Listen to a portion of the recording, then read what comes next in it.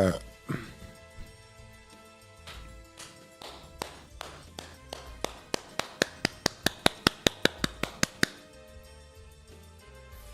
up? What up? What up? What up? What up?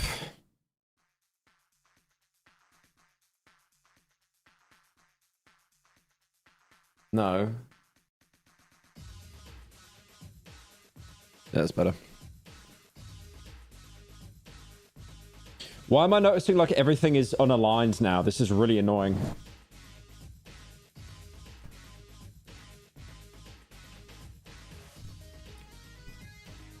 What's up, chat?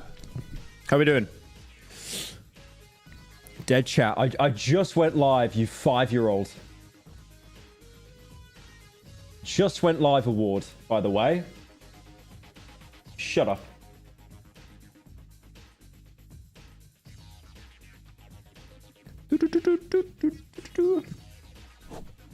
You dropped the shoe? I couldn't bring it with me. It was too big.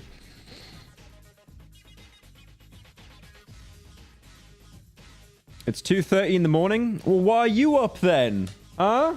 You ever thought about that one? Why are you awake? Yeah, I've actually got to fix my sleep the past couple of days. I've been getting up at like 9 in the morning. I think the worst thing is like, I say this every stream, but if I wanted to stream at the perfect time for Europe, I'd have to stream starting at like 3 in the morning until like 8 in the morning. And it's like, I could do it, but I swear that would actually be like the fast track for depression, unironically.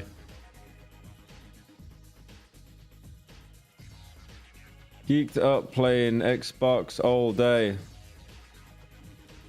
Yeah, what's up, Matthew? You little queer. Yeah, I mean, I reckon this will be the new time to stream, like 9 in the morning. I'm trying to squeeze for 8 and then slowly 7, but I don't think I could start a stream at 6 in the morning. I mean, maybe. I'm trying to aim for 6 in the morning because 6 in the morning is actually, I think. Hang on.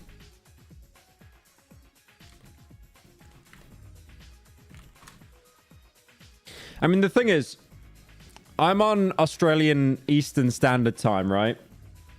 So, if I streamed at 7 in the morning... Where's my camera up there? If I streamed at 7 in the morning, because it's 10 in the morning now, I did get up a little bit later than I wanted to. 7 in the morning would be 10 at night in the UK. So, that's probably slightly better timing, I think. Explain what time zones are for 20 minutes. Can you time that guy out? Time that guy out. He was like spamming earlier in like offline chat. He needs to fucking go outside. We love you more here in the USA. I mean, I can show you my statistics, right? Hang on. This will be interesting. My my audience is like a complete sausage fest. It's crazy. All right. Jesse, get ready for this one. It'll be a clip farm. Let's have a look at audience.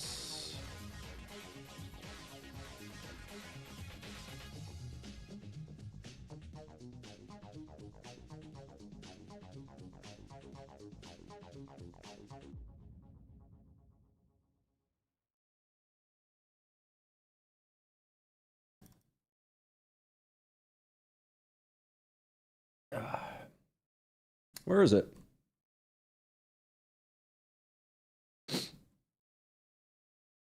Ah, here we go. Here we go. Here we go. I found it. I found it. I found it. I found it.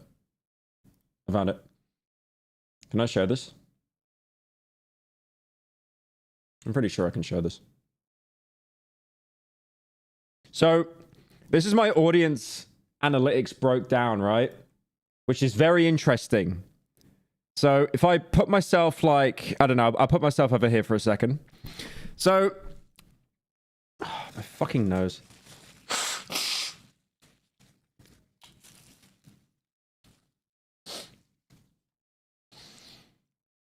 as you can see here, the majority of you are American.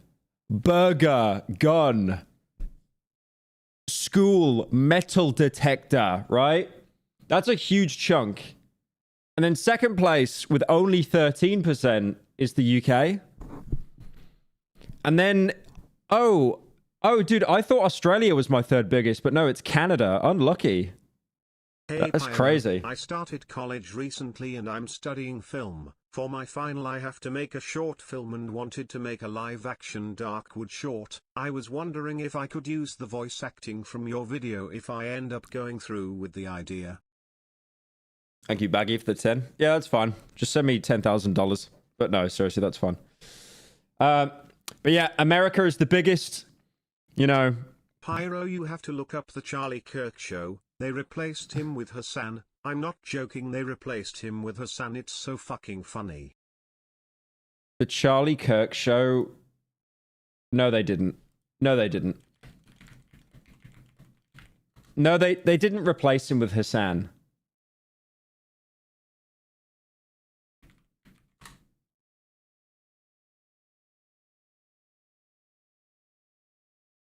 No, they didn't. What was that? That was the worst bait. Anyways.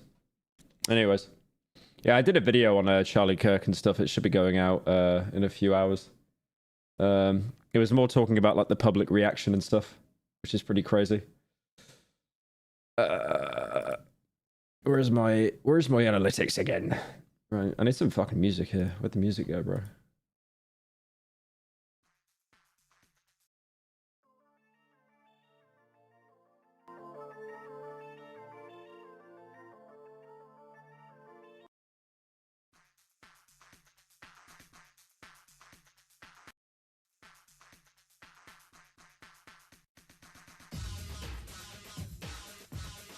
Right, anyway, so yeah, breaking down my audience here.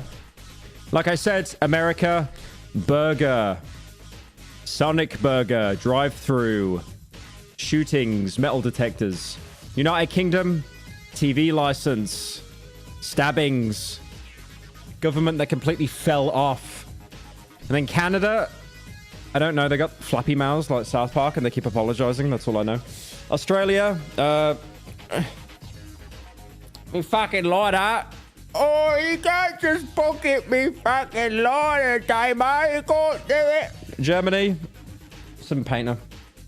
And then obviously the age brackets here. 18 to 24. And then surprisingly, it's actually half and half. There's more people that are 25 to 34 that watch me than 18 to 24.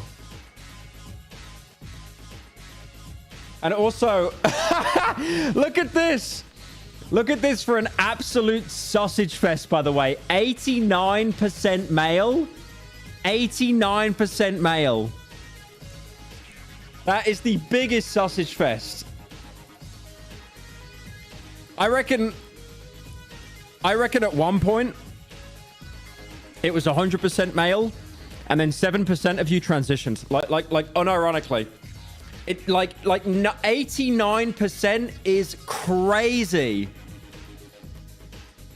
That has to be the highest male to female ratio imaginable. 7% transgender. Oh no, without a doubt. No, unironically, without a doubt. But also you gotta think about it as well. It's like people will go like trans and stuff and they won't update their Google profile. Because who the fuck does that? So it will still say their like original gender. Yeah, actual sausage fest though, man. Holy. I'm surprised by this statistic. I'm surprised that there's a huge amount that's 25 to 34. That's like people that have grown up with me, I guess. Or it's people that lied about their age when they made a YouTube account and now they're actually 18. But on their Google account, it says they're like 25 to 34. All right. I thought that was kind of funny. If Jesse doesn't clip that, I'm firing him.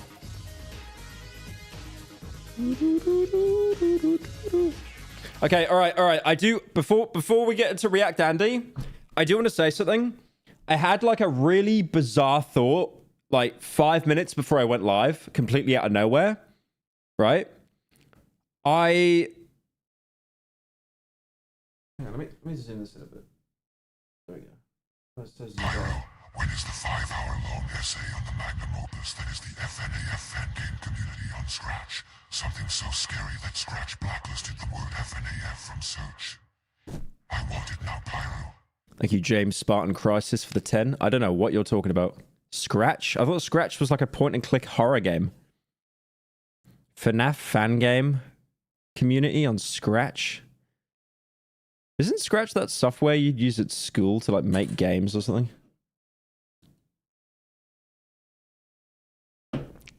Okay. What's wrong with my hair? I haven't cut it in so long. It's starting to die. It wants off my head.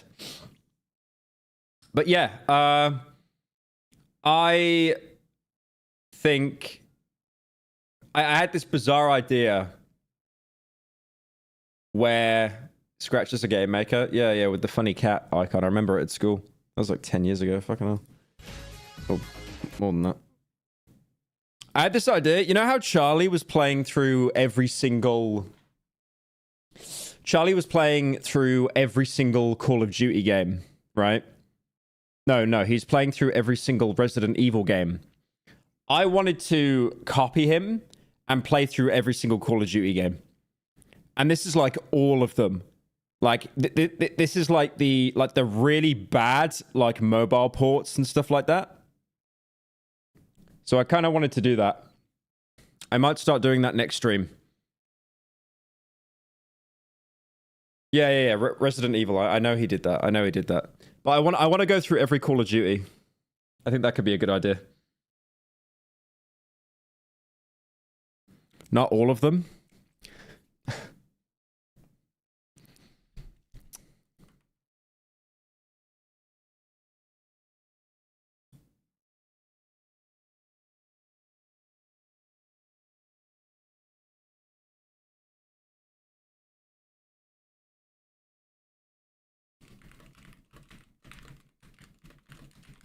How many Call of Duties are there? 23! And there's a main line, dude. That's not even including all the mobile spin-offs and stuff. Oh mein Gott. Oh mein Gott. What a nice Lara Croft shirt you're wearing. Yeah, I bought it from some guy on like Etsy or something. It's an official shirt. It was like done in the 90s. Yeah, look at that. Hey, Pyro. Got like the little logo there, the breasts as well. You should play Heartworm. You should play Heartworm. What is Heartworm? Also, can you shout out my friend Big Chungus? Shout out your friend Big Chungus. He is so fat and inflated. Shouts to Big Chungus. I've never heard that name Pyro, before. you moron. The joke was they replaced Charlie with Hassan because they left in his farewell stream for Charlie the seat empty, hence Hassan replacing Charlie Kirk. You get it? How you fall for such bait? I don't get it. The joke was they replaced Charlie with Hassan because when he died, the chair was empty. Oh, I get it. Okay. Like, if you got to break down the whole joke, it's not a joke. What is this? Fucking Resident Evil R game. But yeah. 23 mainline entries. That is just insane. I want to do it though. I genuinely want to do it. Because I feel like we're streaming at the minute. It's a little bit directionless. It's like, you know, I don't want to just keep reacting to stuff all the time. As fun as it is. I kind of want to get back into gaming a bit. So, I mean, that card, I also want to play all of them on the hardest difficulty. On Veteran. The first one is going to be Giga Turbo AIDS, by the way, because that one does not have regenerating health. That one you need to find medkits. Like, as long as you got regen health, you're fine. Just be a coward. But the earlier CODs did also do this thing where they like... They have... because you've got regen health, you could just camp and shoot the enemies because they're dumbass AI, right? They'll just charge you. So what they did... Enemies will infinitely respawn until you push past a certain marker. I remember this in COD 4 specifically. Like, some of the final missions were so hard because you just could not push forward. And enemies would infinitely respawn until you went past a certain point, and then they would stop spawning. Demon Souls, Dark Souls, Bloodborne and ER instead of Call of Mid. Play all of Dark Souls? I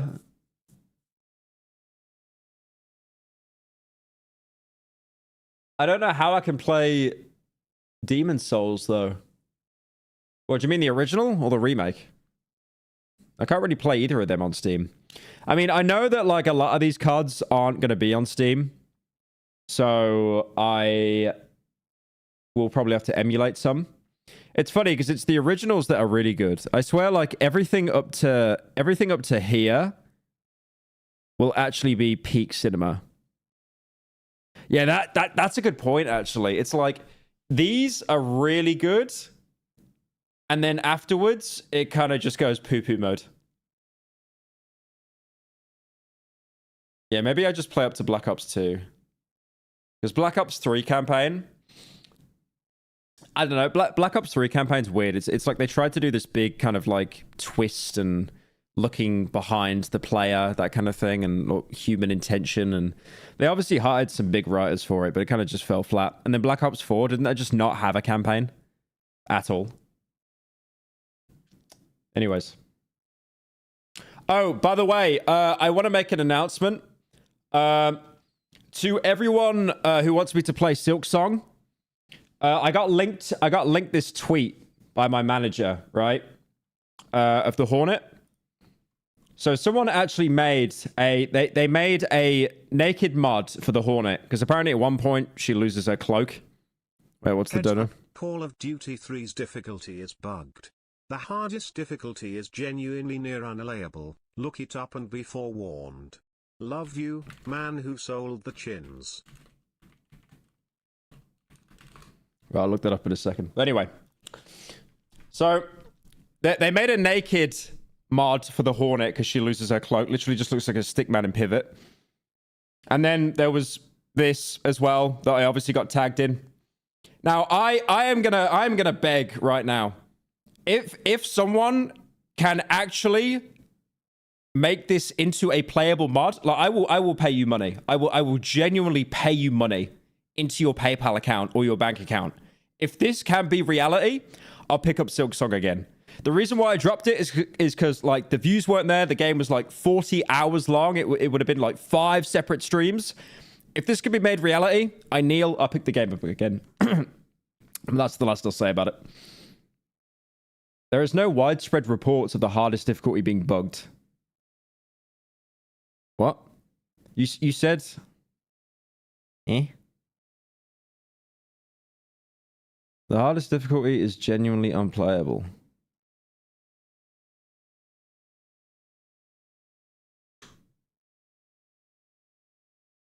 Just showing like COD World War II.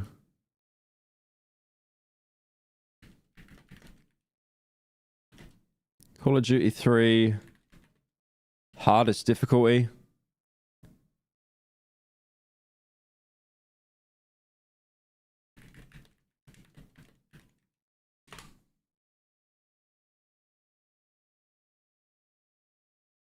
Yeah, there's no mention of it being bugged like anywhere. I don't know where that came from.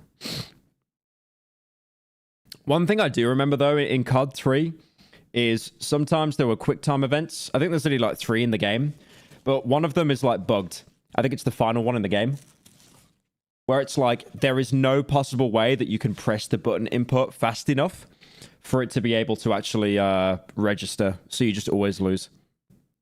COD 3 is so good. It is actually pretty good. Dude, I want to play COD like right now. Anyway. All right. We got a couple videos. We'll see what happens this stream. We'll see what happens. What happens when you win the lottery? So when you win the lottery, it's crazy. You get a lot of money. I know. It truly is. It truly is unthinkable. I know. Guys, I know. Guys, settle down. Okay? I know. When you win the lottery, money goes into your account. It's unthinkable. You just won the lottery. Congrats. Thank you. You're f***ed. If you're lucky enough to survive all the lawsuits, betrayal... Why do you want to marathon Call of Duty in particular? Because my brain I've got absolute scatterbrain, and the idea came to me 5 minutes before the stream. Why do you think it's so hard for me to commit to main channel videos? Unironically, it's like I'll get a fixation. I'll be like, okay, let me do this, and then I sit down. And it's like, this sucks. I don't want to do it anymore. It's actually awful, dude. Genuinely. I don't know. I just thought it would be kind of fun. I can't really think of another franchise I'd play through. I mean, maybe I could. I mean, I've played the COD games before. I did COD World at War on stream, and that did pretty well. I don't know about every COD, come to think of it. Maybe I just do, like, the original games. Probably a better idea. The nostalgic ones, I guess. Because the mainline ones I've already played recently, and I kind of don't really care for them that much. Also, about lottery winnings, which is really funny. What they usually do is because humans are so innately stupid and greedy, and they have no management of money whatsoever. They usually assign you like a wealth manager or a financial advisor that comes with the lottery winnings. Also, by the way, like I found out that a lot of the times where people win the lottery, the IRS takes tax on that. So they could lose up to like half of the actual lottery winnings. It's actually disgusting. Could you imagine, like, the lottery winnings are made up of people that have bought tickets, like millions of Americans, and then the government's like, you know what? I know I didn't get the right numbers, but I'm taking half of that. Thank you. But yeah, they usually, I think you get two options with the lottery. It's like you can take all of it at once, which is a very stupid thing to do. You should not do that. Or you get a financial advisor, and they basically give you like certain amounts, like per week. I honestly don't know what I would do if I won the lottery. I genuinely think I am so stupid that if I won the lottery, okay, let's say I won like $500 million. I don't think my life would change at all. I genuinely don't. I think I'd like probably commission more art, but that's it. And that's not even me doing a clip farm. Like genuinely, like that is it. That like, I'm pretty happy with my life right now. You know, I don't live like extravagantly or anything. You know, I'm very lucky to be in the position that I have. Definitely. I think any more money I have now just would not increase like my happiness. You know, I've never cared about like big houses or cars or, you know, I've got like basically the best computer on the market at the minute to stream and work. That's pretty much all I need. It must be boring. There is a really interesting story here that I've talked about before, but I might as well repeat it now. So Max Mofo got married to a woman. I'm not sure if I can say her name on stream. Yeah, probably best I don't, just in case. But this woman, I've met her before. Really, really, really sweet girl. Like she's so nice. But she doesn't anymore, but she used to work as an air stewardess, right? And the way it works there is they start you off in economy, you deal with all the muggles, the peasants, and then you go to business, then they put you in first. And she'd always tell me that, like, the people in first class that were, like, the actual billionaires, you know, if you've got, like, a couple million in your account, you're still doing amazing, but that's not a billionaire. Nowhere near it. But she'd always say that, like, you know, the people in first class, even though they had all that money, they just seemed, like, really sad and lonely. So yeah, I saw someone in chat say that like having all that money can be boring. After you make a certain amount of money, it does not increase your happiness at all. That's why so many people that are like so, you know, successful and stuff, they just end up becoming like drug addicts and stuff. A woman married Max Mofo. I know. Despite the fact that he's gay, he married a woman to hide it. I know. It's crazy. I like how he called me on stream the other day. Degenerate. I don't think I've ever had Max call me when he's not drunk, by the way. Like, I've had many calls with Chad sober, but Max only comes out of his hermit hole when he's drunk. Hey, Pyro, how you doing, man? All right, anyway. And murder attempts you're about to face, you might just live long enough to go bankrupt. If you want any chance of this working out, listen carefully. The first thing you need to do is absolutely nothing. Don't tell anyone, don't quit your job or drop out of school, don't buy a GT3. Oh yeah, the biggest lottery winner in the UK, I think the top 2 are anonymous. That's right. You don't have to disclose if you won the lottery. Disclosing if you won the lottery is the stupidest thing you can do. Like, you will have like family that cut you off, just crawling out of the woodwork. You'll have friends begging you. And then it's envy as well, right? Like, even if it's your best friend that wins the lottery, it's like you could get very envious of them. It's really dangerous. PRS and don't claim your prize. Yet. Most places, you know, winning the lottery, it's like admitting like you're Superman or something, right? Or like Spider-Man. It's like, what, you're going to tell everyone your like public identity? will give What if they don't like that? you a few months to grab your check. Let's just say you won in California, which gives you 180 days. Para, my girlfriend called you a degenerate. I hit her.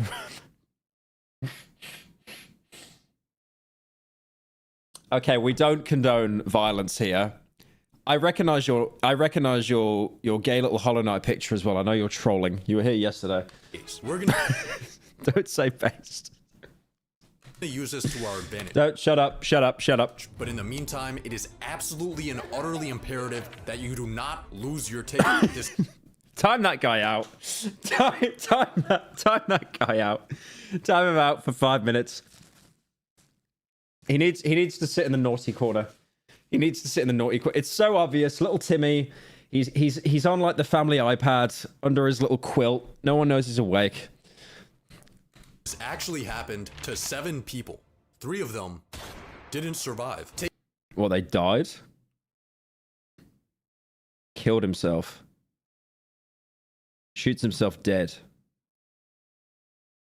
Take your ticket and sign the back of it, photocopy it, take selfies with it, record a video with it, put it in a waterproof, fireproof box, then take that box to the bank and put it in a safety deposit box. Now that your ticket's hopefully secure, I think one of the reasons why winning the lottery is so dangerous is because we're conditioned at the minute, right? So you're conditioned. You go to school, you go to college or uni, you get a degree, and then you do this thing that you've really wanted to do your entire life. And then you slave away until you know, and then you get this house with a mortgage that will probably outlive you at this rate. And then you die. And no, you have kids, you pass on your offspring, and then you die. By winning the lottery, that entire ladder system is shattered, and it completely mind breaks some people, and they just can't cope with it. It's okay. So like, okay, a good example with me, I'm incredibly well off, right? I'm a billionaire. But like, if I could quit YouTube now and streaming and live a very comfortable life. Definitely. But would I be happy? No, I would not. Like, if I could like sit on stocks all day, make loads of money, I would literally fall into depression in like a week. I need stimulation. I need like a job. That's why a lot of people kind of like work until like they're past retirement age. Because like this job, like interacting with chat and stuff as well and putting videos out, like that actually gives me like, you know, dopamine. It makes me happy.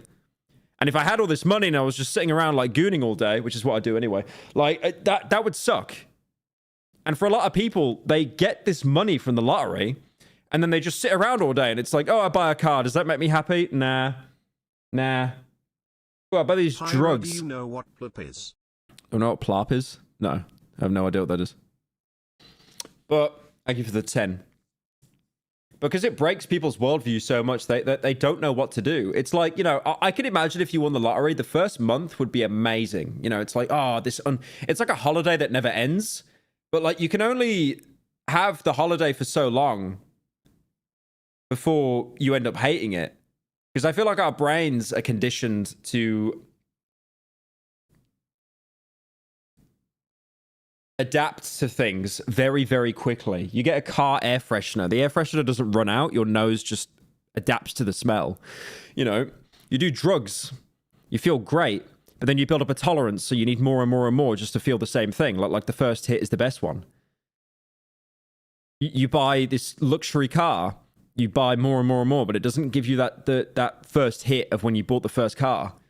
You know, we're very good at adapting to things, which is like, it's a good thing, but it's also a very bad thing as well. And that's why you kind of need like a varied, you know, like a varied lifestyle. But yeah, I feel a lot of these people that won the lottery would just can't. A lot of them do end up just blowing it immediately. To use this time to prepare a few things. First, we need to hire a professional. I watched a few lottery What's chat's hobby? Sending me money. You should all do that right now. news segments and found you this guy, Jason Curland. He's a self-described lottery lawyer that charges $200K upfront and a $50K monthly fee. That might sound like a lot, but for legal protection, money management, and tax shielding, this is actually a steal. Plus, you won the $200 million Powerball, so $200K is only 1,000th of your winnings. Now that you have Jason on your team, That's crazy. Like that guy, that guy's basically leeching off the people who won the lottery. he's gonna prepare your banking and investment But yeah, I mean, most of the people that win the lottery, they're not financially savvy at all. You know, they wouldn't know about investing or the best way to diversify their portfolio. accounts. And of course, he won't withdraw any money with Dude, there was one guy that I reached out to for financial advice because I was like, this guy's spitting facts. And then I found out he's like a massive furry. He's got like a bird fursuit and stuff. And I'm like, am I in safe hands or am I cooked? without your written consent. But in your very first meeting, he gives you some bad news. See, the first rule of winning the lottery is to always stay anonymous. But most places won't let you do this. California... Oh, that sucks. Dude, in California, you're going to have all the crackheads try and track you down. What? California requires the public disclosure of the winner's full name. And no, a trust won't help you. You're getting fully doxxed, and we need to prepare for that. That's awful that that's mandatory.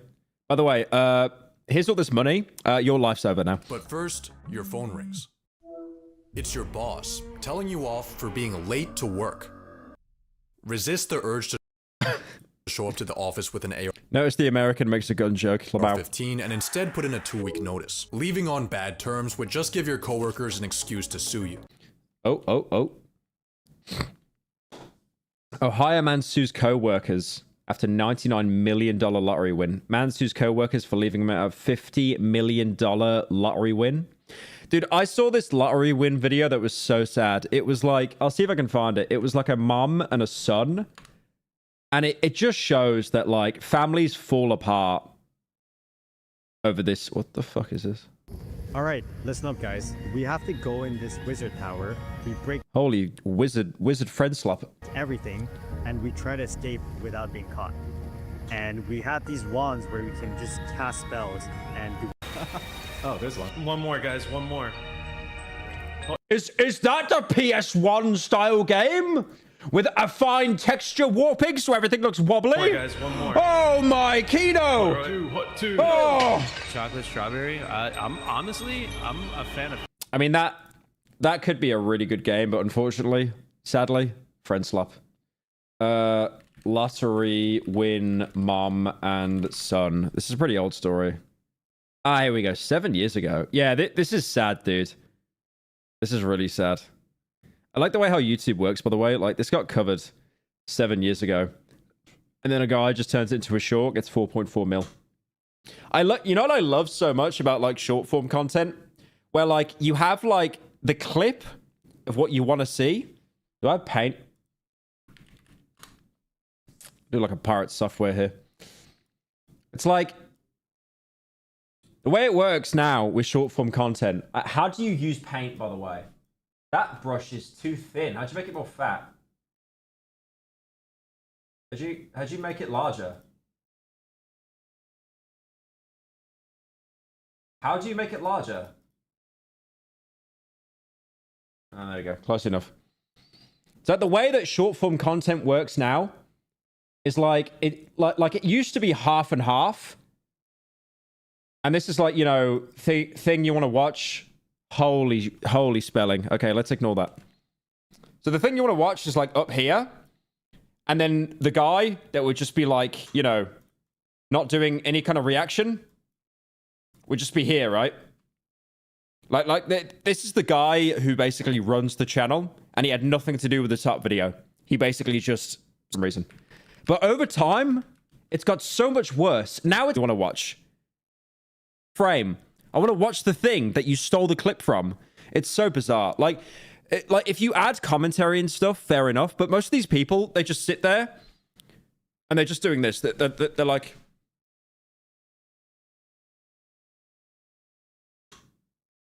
It's like what? Big check. The dream came true for an aunt, and they won Chase the Ace. But when they saw how the winnings were split, well, that's when things turned sour. Gary Mansfield picks things up from there. Yeah, this story is just super sad, honestly. Ace of Spades. It was all smiles after Barb Reddick and her nephew Tyrone McGinnis picked up their big win. It's not even a lot in lottery winnings as well. Like $1.2 million. I mean, half of that is probably going to pay off like a mortgage or something with how bad the house... I mean, this was 7 years ago, actually, to be fair. But still, like... Win. $1.2 million Chase the Ace jackpot. But it didn't take long for things to turn sour when both were handed separate checks for $600,000. So the money was split half and half between them. Chase the Ace winners is going to court. I'm taking him to court. It was my ticket. Why is that? Because I bought the ticket. And now he's trying to lie and say I said split. I said split with the 50-50, not with no Chase the Ace. I'm taking him to court. I'm getting my lawyer tomorrow. Both names are on the winning ticket. Reddick says she only agreed to split the consolation prize and not the jackpot if the ace was drawn. I put his name on the thing. I told him for good luck. Yeah, that's crazy. I mean, you can't tell who's being honest there. Like, she could be coping. But also, the son could be kind of weaseling a bit. Wait, lag? There's lag? What? Wait, lag? No lag? Okay. But yeah, you can't tell if she's being honest or he's being a bit of a weasel. But it's just sad that it's like, you know... two family members and they're just like beefing over like bro, you both have 600k. That's life-changing money. But it's that greed. It's like, oh, I need more. You know? Now he's lying. But I'm taking like you have over $500,000 into court. I'm serious. I'm getting the lawyer tomorrow. and then like you want to take him to court. Imagine the lawyer fees. Like you're eating into the money that you've won. Me and Tyrone. You and Tyrone. I put his name on the ticket for good luck. See, look at the... Okay, no, never mind. It's not... No, it's on her. I always like trying to give her the benefit of the doubt. She wrote his name down, you moron. And then you're coping because it's like, oh, I don't get all the money. Why did you do that? Because he's like a son to me. He was. Organizers say he was. Oh, yeah, I wrote your name down for good luck. Oh, wait, we won? Okay, can I have all the money? It's like, what? You wrote him down for good luck and you won? You're just self-reporting, you moron. both names were on the winning ticket, but the phone number was McGinnis's. Bernice Curley says when she called to notify the winners, no one answered. So she called the gaming commission the next day. I thought for... Could you imagine? Oh, yeah, here's a funny thing about the lottery as well. If you win... and you don't claim your ticket within like a certain amount of days, I think it might be as short as like 10 days. You lose all the money. It's not like they keep it for you. It's like, you didn't pick up this one phone call. Oh, that sucks. I guess we'll have to keep all of it now, even though you won. Oh, that sucks. Thank you, Doge, for the, $25. Thank you, man. Appreciate it. Oh, thank you, Spicy Cow, for the raid. Wait, is that who I fucking think it is? Simplicity reason. Fucking type. I thought this was a VOD. Bruh. Since I was just watching one of your videos.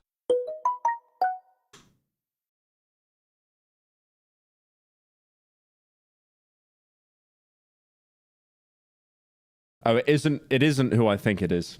But thank you for the raid. I appreciate it. Thank you, Nev, the 10.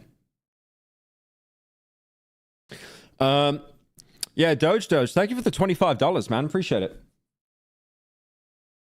Hello, Pyro. I'm not trying to overwhelm you, but I have 2 game suggestions.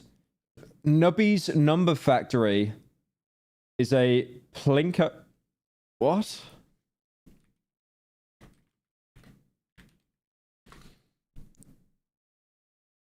What? Oh my god, I think I've seen this before. And what's the other one? Salamander TV.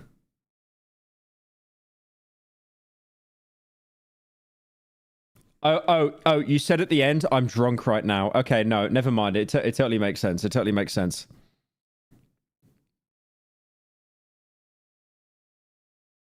What the hell is that? I might look into those. Thank you for the suggestion. And thank you for the 25, man. Appreciate it. Oh, yeah, we didn't watch the family. When she called to notify the winners, no one answered. So she called the gaming commission the next day. I thought for simplicity reason that maybe if I wrote them each a check, it'd be easier. They were perfectly fine with that. They thought that would be easier for everybody involved. So I split the check evenly and wrote them each a check. The McGinnis family says Tyrone drove to Marguerite. I mean, if it's in their name, if both of their names are on that sheet, then they both get half. Filled out the ticket and put his telephone number on it. But his aunt says she put her nephew's name on the ticket only for good luck. Yeah, he was lucky. Like, the American falls for the bait, by the way. Like, do you not know? Like, it's like you sign a contract or something. I'm going to put my son's name for good luck. It's like, what? That's such a cope. Like, it's legally binding. You wrote his name on there. You can't write someone's name for good luck. I mean, okay, she's like, you know, she's like 300 years old or something. Maybe she doesn't get it. But at the same time, like, it's a cope. But not for $500,000. You don't think he deserves it? No, I don't think so. Both families. What would you do, bro? If you won 1.2 million, what would you do? Buy like a bigger rocking chair? Like what is there to do? Of the winning ticket left. If I was like some like very old person, I mean, I'm 28, so basically retired. But like, if I had like nothing, right? If I had all this money, but I was old, I would be like, yeah, give it to my grandkids. Of course, they're going to be able to actually do something with it. I just want to give back to them. And then if my grandkids weren't pieces of shit, they would give back to me. They'd probably visit me more or something. Marguerite in separate vehicles. And the next time... You know what I love so much? Actually, I just thought about this now. We have an epidemic of loneliness at the minute. Like, with everyone. Especially after COVID. You know, people in their 20s, like, mad depressed and stuff. Like mental health epidemic. But also... there is like a loneliness there's always been a loneliness epidemic with like the elderly, you know, people like in their 60s and stuff like that. You know, it's like, you know, grandparents will kind of just sit at home a lot watching like daytime TV and stuff. And you just think like, is that it? Like you work your entire life, slave away just to kind of sit down and watch daytime TV with no energy. But now, when I'm an old man, I'm going to stream. Won't that be great? The Retirement Home channel. Won't that be great? The internet has brought us so much bad stuff. And immeasurable, sure. An immeasurable amount of bad things. But at least the one thing it's probably done is cured loneliness when you're an old person. Because you could just stream on Twitch with your headset on. Amazing. They'll see each other. Could be in court. Gary Mansfield, CBC News, Marguerite. Anyway, to conclude that story, they both died. Someone that was jealous, that there was a third party that was jealous that their name was wrote on the ticket on the back, and then they blew up the house. Anyways, okay.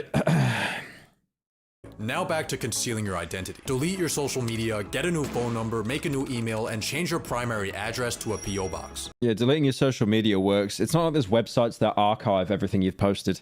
This should help prevent strangers from tracking you down, but an even bigger threat might just be your own family. This guy right here. Oh, thank you, Little Oreo, for the $13. Back from a night out, now some slop. Are you drunk as well? won $20 million. Guys, we should all have like an AA meeting like right now. And he used it wisely, starting up a successful gourmet popcorn shop and helping out his loved ones. 9 years later, he was murdered by his sister-in-law. If you don't keep your... It's Saturday. Are you alone on a Saturday night? Pathetic. I mean, I wasn't alone on Saturday. I had YouTube chat and Twitch chat. You might end up getting killed. Yeah, no, I was gonna meet up with Dolan yesterday, but I kind of cancelled on him last minute. I was like, I'm just too tired, man. Like, I streamed on like 4 hours of sleep, then I went to the gym, and then I did like 3 slop videos back to back. Or even worse, divorced. So here's the plan. You decide right now the exact amount you want to dedicate for family and make a trust for it. Once you fund this trust with a portion of your winnings, Jason will take... Oh, that's how a lot of people dodge tax, by the way. They make a trust fund. It's like in the UK, if you want to dodge tax, you... Wait a minute. HMRC, if you watch this, I did not do this. I'm giving... HMRC, I'm giving a hypothetical here. HMRC. Okay, HMRC, I know my company is set up in the UK. I promise you, my company is set up in the UK. Please. This is a hypothetical. But yeah, if you want to dodge tax, you set up an offshore account. The only problem is with an offshore account is when you withdraw the money, you have to pay the tax anyway. So what you do is you don't declare it. That is very illegal, by the way. That is very illegal. It's a hypothetical, HMRC. I did it in GTA 5 RP. It was in a video game. Take it over. So when your family members come begging, you could just tell them you're not in charge of the money. Let Jason be the bad guy. After a few weeks of preparation and sleeplessness... 60 mil? 60 mil. What's the biggest... biggest lottery winner in America? How much? 2.4 billion. Bruh. Did he come public? Oh, California, so they just doxed him. That was only 3 years ago, by the way. What? This guy has $2 billion? Okay, with that fucking... Okay, you know what? God gave him that out of sympathy for having the 2014 sexy man Tumblr mustache. Jesus fucking Christ. My God. But yeah. That's crazy. Look at that. He's got like a little floating little rust base there. Little house. That's mental. 2.4 billion. I would not want to win that much money. It would scare me a lot. I think it would make me lose focus on what's important. You know. But also, I do kind of want 2.4 billion. Any of you in chat know this guy? Like, surely one of you knows him, right? Through like 5 connections, like through a friend, through a friend, through a friend, through a family member, and then a friend. Get him to give some money to me. Yeah, I appreciate that. Cheers. That was like the same as Ludwig's YouTube streaming contract. That's crazy. Well, a little bit less, but still. This night, it's finally time for you to claim your ticket. But here is where a lot of people mess up. The lottery press conference is where you'll be presented with the world's largest stimulus check and... Thank you, Middle, for the 10. You must be relieved that Wendigoon did the Petscop part 2 for you. He did what you couldn't, you coward. Well, the reason why I didn't touch Petscop 2 is because, like, I remember Nexpo covered it as well. And then Wendigoon did shortly after. And it's like, if I do it now, it's going to flop. Like, I'm not saying Petscop 2 isn't happening, but, like, you got to wait. I mean, you've been waiting 7 years. You can wait a little bit longer. It's like, I remember Wendigoon told me that he wanted to do a Lethal Company video. And then I said to him, I'm doing one. Is that okay? And he was like, no, that's fine, sure. And then he waited like a year, did his video, and then it did like, you know, super well. Basically, I think it got more views than my video. But yeah. In front of a horde of reporters who are snapping and publishing nice, clean photos of your face right next to the reward for killing you. Your bounty. It's going to be an exciting event. I mean, look how happy this guy is. He just won $1 million. He doesn't know it yet, but 1 month after taking this photo, he's gonna mysteriously die of cyanide poisoning. Yeah, I don't think people kill themselves through cyanide. I think there's something pretty sussy about that one. No suspect was ever found. In unrelated news, that's scary how no one was found. These two women inherited all of his winnings. In completely unrelated news, this woman prepared the last meal he ate before he died. Anyway, what I'm trying to say is that the press conference might not be optimal. Killing a family member, if they did, is crazy. For you. Luckily, there are some... The CIA got him. It's like... He won $1 million, but we want that money. We need like a new Herman Miller chair in the office for RFK. Ingenious tactics you can use to reduce its potential harm. Oh yeah, didn't RFK... Hang on.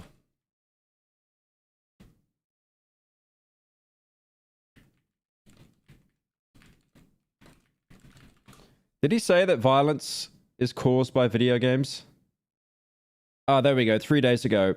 He said mass shootings may be connected to video games. Like, are you serious? I think GTA 4. I played that game and I shot someone on the street and then I wanted to commit a mass shooting. Of those teachers that were in the military, that were distinguished in the military, that were in the National Guard, et cetera, and I know what causes autism. It's Discord. If he came out and said it was Discord, that would be the one time that I agree with him and be like, all right, fair enough, mate. You let them carry. That's something. You let them carry? Why did I think he's talking about Siege? That a lot of people like. I sort of liked it. It have to be studied, but they're trained. They know about weapons. You can't do it with every teacher because most teachers don't know, and but I always thought that would be... My memory is not the best, but I do remember my ex-BF did get a foreign account because he didn't want to pay taxes to the king or something like that. Yeah, respectable. Thank you, Solid, for the 10. An alternative, but it is other countries... 20-page report.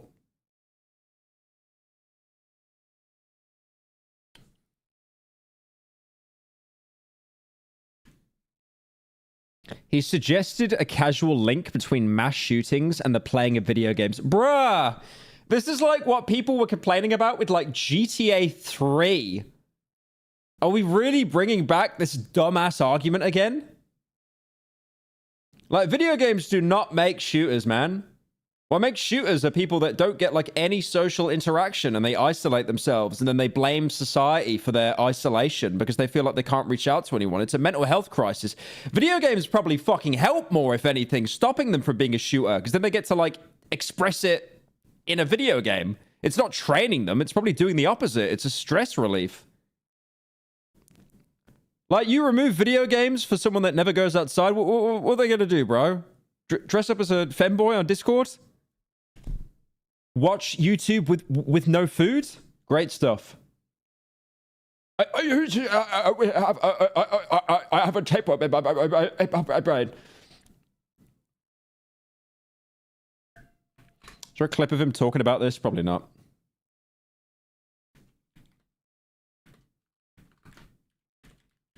Has he talked about video games ever?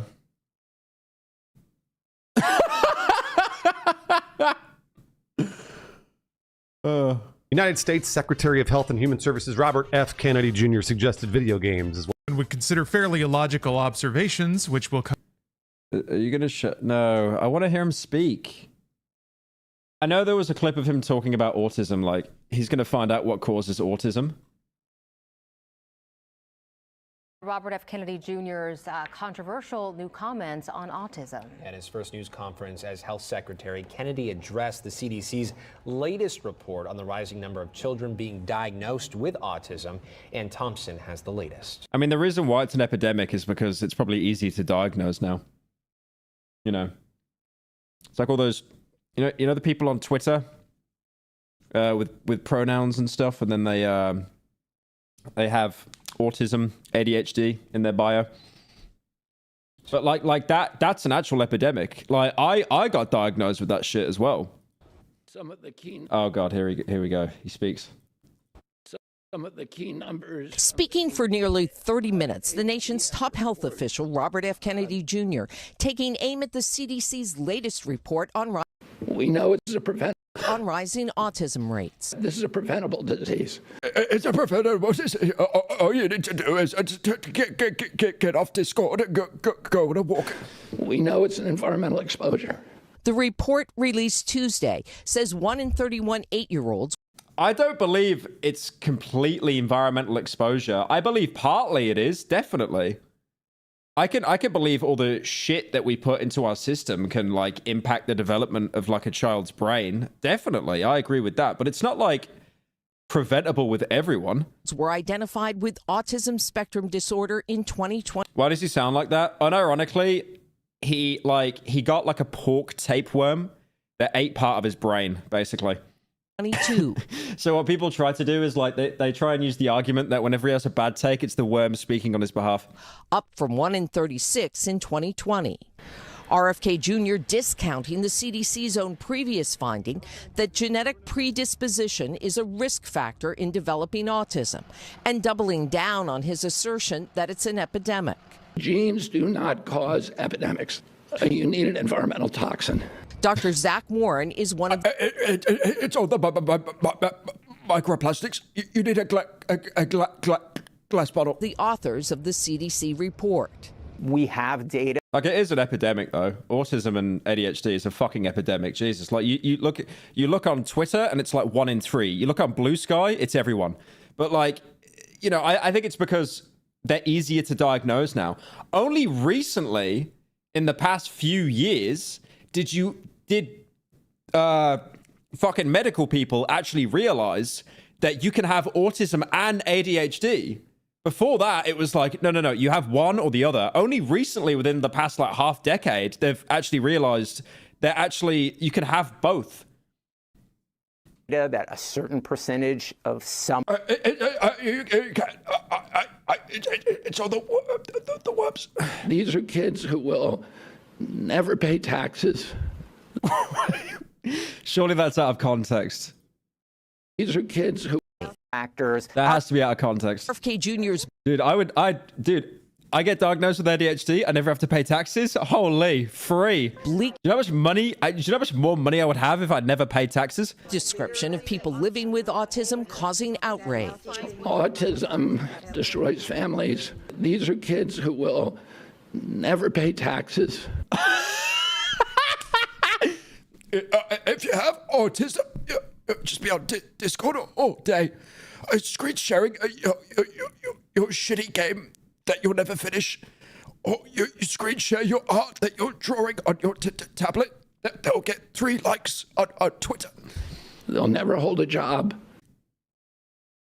Okay. I'll give him the benefit of the doubt. He's probably talking about the stages of autism because there's 3 stages. 1 is like the most functional. You're like the closest to being neurotypical. 2 is like assisted.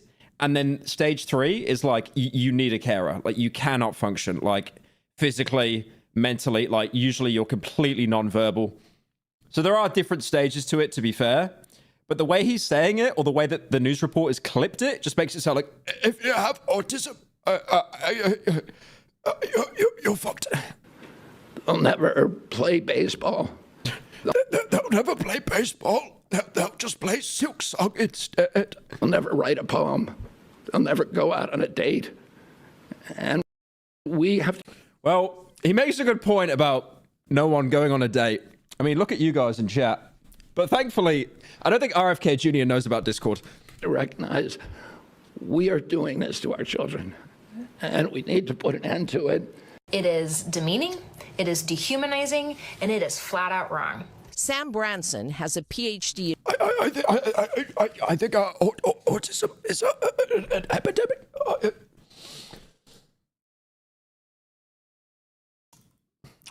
That was like the biggest side quest yet.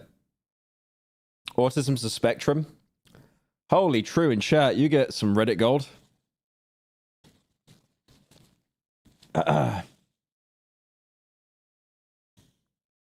He low-key spitting. I mean, you know, you get someone that's like autistic, they're probably 9 times out of 10, they're going to be naturally more introvert, right? But it's like, we now have the I got the brain work again. We've got the capabilities to support them.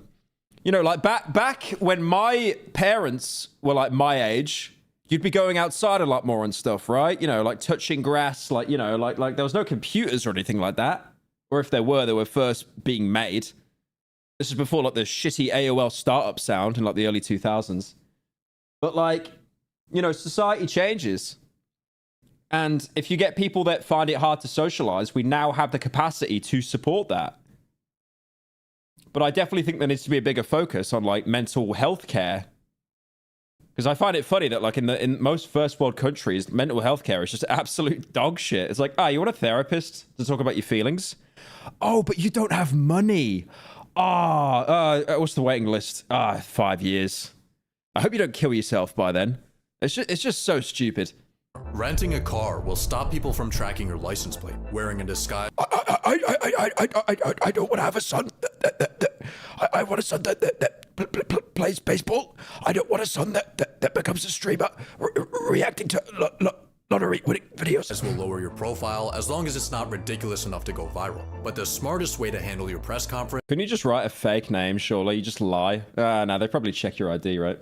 Is by not going. You're not required to show. Dead bit. Okay, it's the last time I'll do it. Look, man, I got a clip farm, okay? I gotta hopefully. The only fucking way you can grow any more is by doing shorts. Up for your media appearance. The massive check with your name on it will still get put on the news. You just won't be in the shot. One guy said lol in chat when I did that. One guy. So. My goat. Instead, you'll go to the lottery office without any cameras and quietly grab your normal size check. But as you hold the piece of paper that's about to change your life, the first thing you'll notice is that the amount is a lot lower than you expected. It's also hard to initiate actually talking to people. I did talk about this either yesterday or a couple of streams ago, where it's like, you have a lot of people. Yeah, we watched that video, right, of that guy that was 25 and how he was just online all day, but he just felt really alone. Because it's like, you know, you shitpost on like fucking Twitter or 4chan or something. You're anonymous, who cares?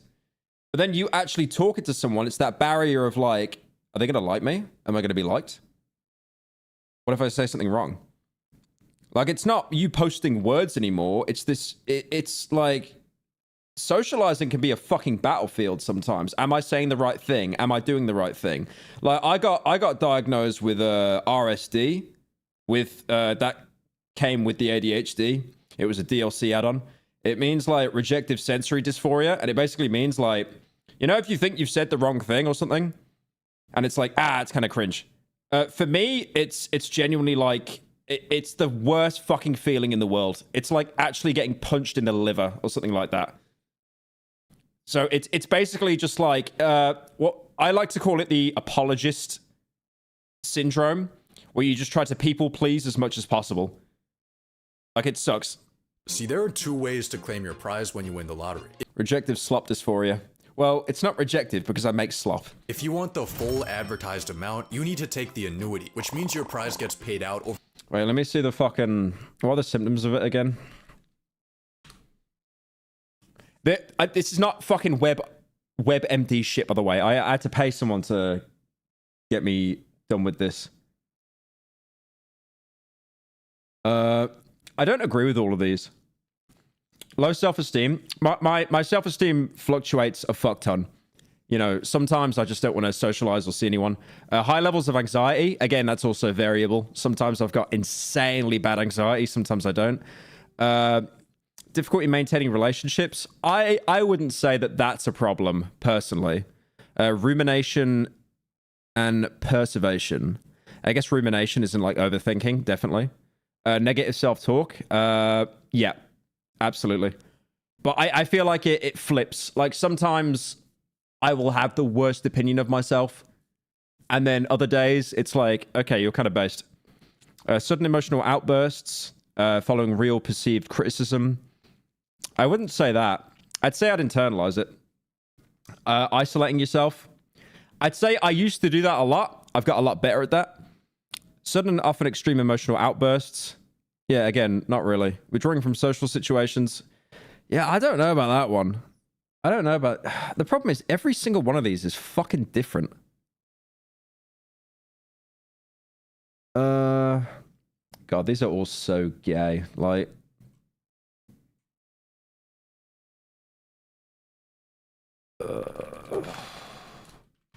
Hang on. Oh god, this looks like it's on fucking Tumblr. I'm not reading that one.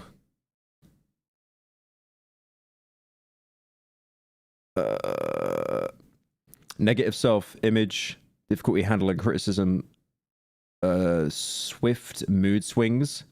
I would definitely say my mood swings are like really bad, but it doesn't go from like absolutely manic to, you know, just depressed, because that's bipolar disorder. But I would definitely say like I could sometimes hit a wall and just have like zero energy, but that kind of comes more with the ADHD as well. Oh yeah. This one here, the extreme perfectionism. Holy. That's literally me. I know I'm saying this as a fucking streamer watching, like, reacting to videos, but like, why do you think the main channel videos take so long? It's like, it's actually a hindrance how bad the perfectionism has to be. It's almost like you have to be the best at something or you've failed. Like, coming second place is not enough. And that's so toxic. That's something I talked to my therapist about. It's not a good look to have, genuinely, because it just ends up fucking you because, you know, there's like, what, 9 billion people on Earth? Like, you're not going to be first place. And that's okay. You need to make peace with that. But yeah, it's like, you know, it's like I'll delay a video for 3 months because I want to pay like $50,000 to get like a song for a video. And it's like, that could be money that I put away to save for my future or if I have kids. But instead, I'll just blow it on a song, on a video that everyone will basically forget in 3 months. Like, it's just so stupid. It's such a stupid thought process. Thank you, Dan, for the 7 months. Appreciate it.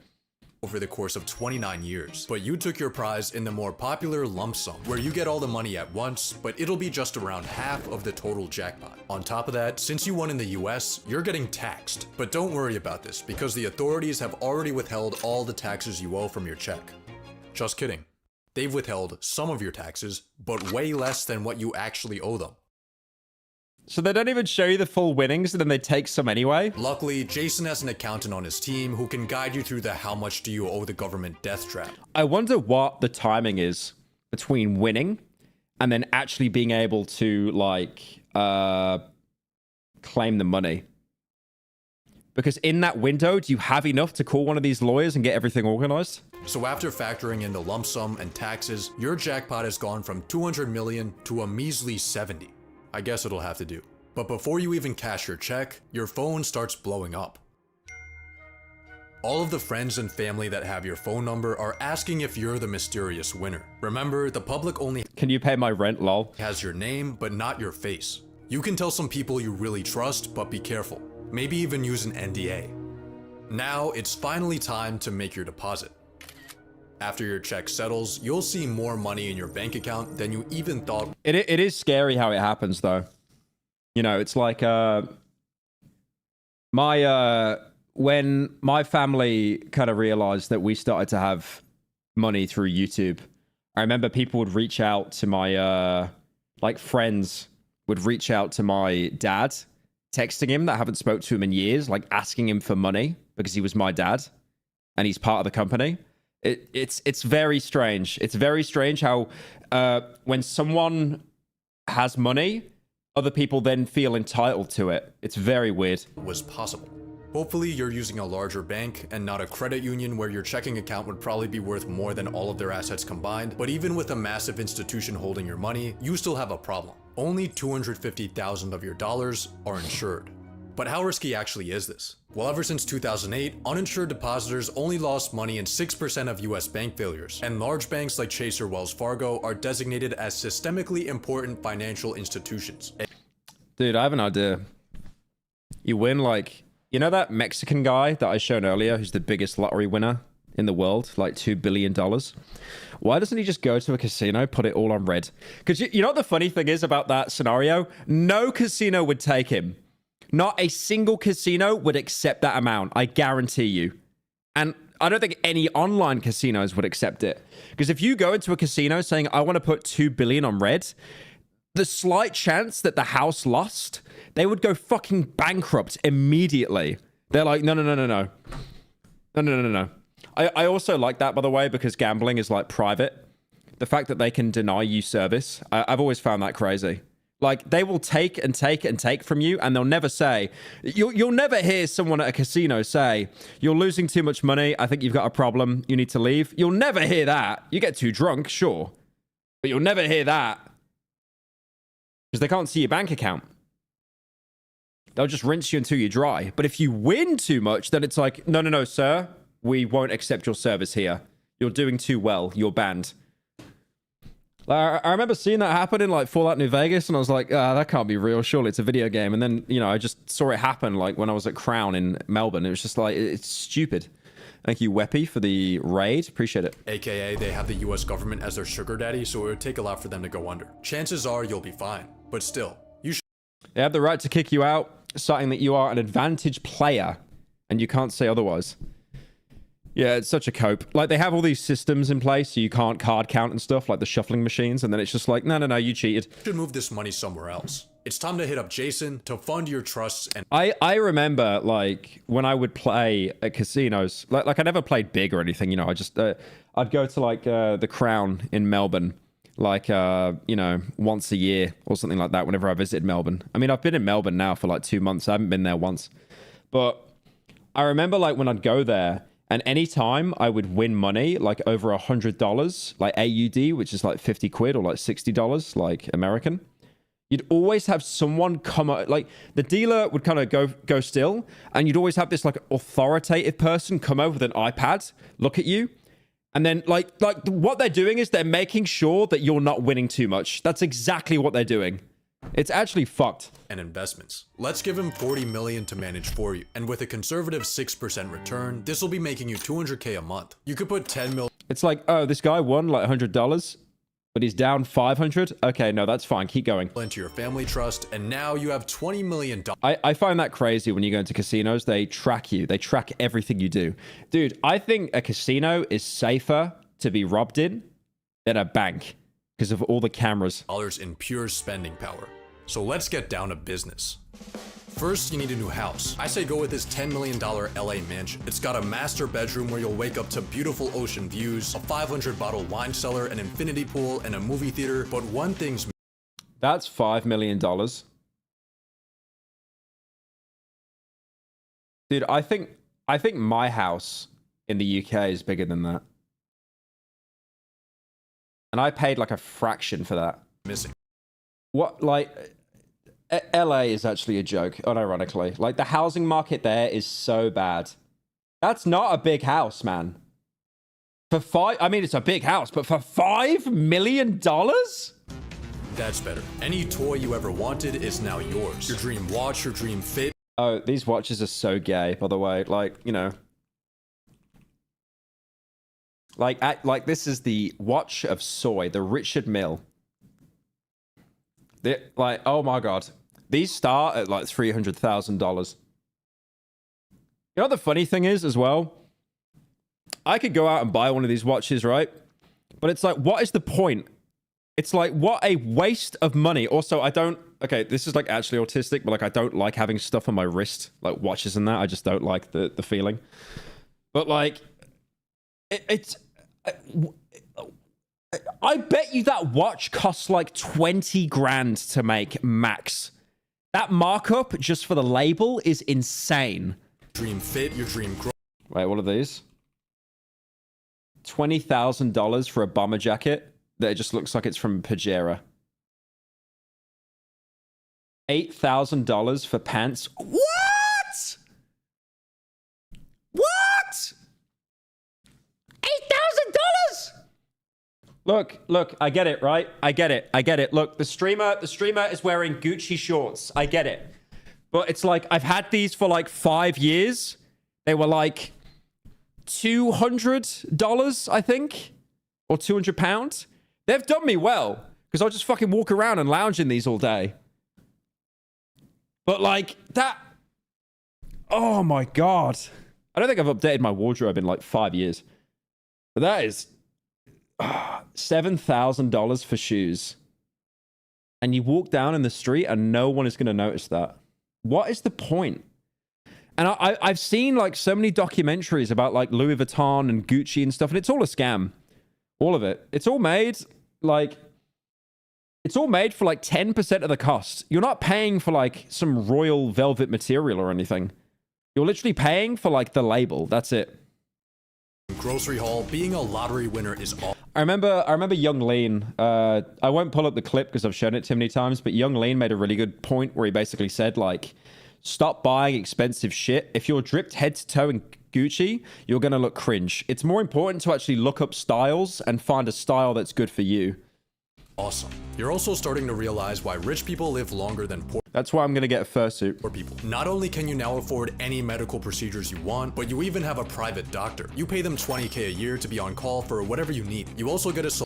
I mean, a private doctor, I'd say, is a good investment if you win the lottery. That's pretty fair. Imagine the amount of underlying health conditions they could spot. Celebrity fitness trainer for $300. Yeah, I've got a fitness trainer. $300 a session? Dude, I pay mine like 30 quid a session. I pay mine like 1% of that. Or 10% of that.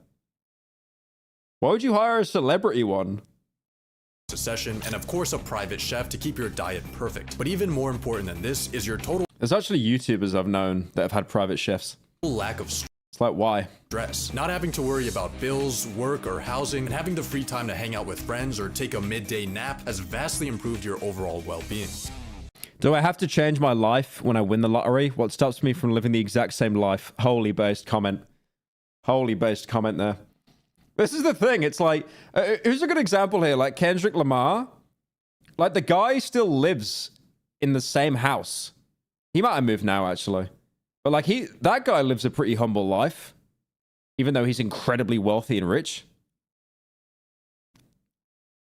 Thank you, Rack, for Hey, the Pyro. 10. Thank you for the slop. I love listening to your videos while working. Keep up the good work. Thank you, man. Appreciate it. But then you get a call from Jason that changes everything. Not Jason. See, he helped you buy your house using a trust to keep you anonymous. But internet detectives have somehow managed to trace the ownership back to you. Ah, the Redditors found me. On top of that, news reporters have been silently taking Hollywood Fix. Oh my god. They are like, they're somehow worse than TMZ. stalker shots of you on your daily routine. And all of a sudden... Oh, this is the guy we saw earlier, the guy that won $2 billion. Your face and your address are front page news. I remember when PewDiePie was in LA and like TMZ interviewed him. And I asked him like, how the fuck did TMZ find out you were there? And he was like, apparently they called like every restaurant in LA asking if Felix Kjellberg has a booking. It's like the shit that those people go to. Your phone immediately starts blowing up. Except this time, it's not just your friends and family, it's strangers. You start getting hundreds of letters in the mail. People are telling you their life stories, how all they need is 10 grand, 5 grand. Someone even shows up to your house. I think it's time for you to hire some bodyguards before things start getting worse. And by worse... Isn't it funny how the system works? Is like you win all this money and you have to keep spending more and more of that money to make sure you can protect the rest of that money. Like, what a weird paradox that is. I mean, you might get killed. It's kind of a rite of passage for lottery winners. This guy won 30 mil, then got buried in his business partner's backyard. Holy shit. He won the Brazilian lottery, then got kidnapped while on a walk. Okay, I'm not gonna lie. Him being in Brazil, I'm not surprised.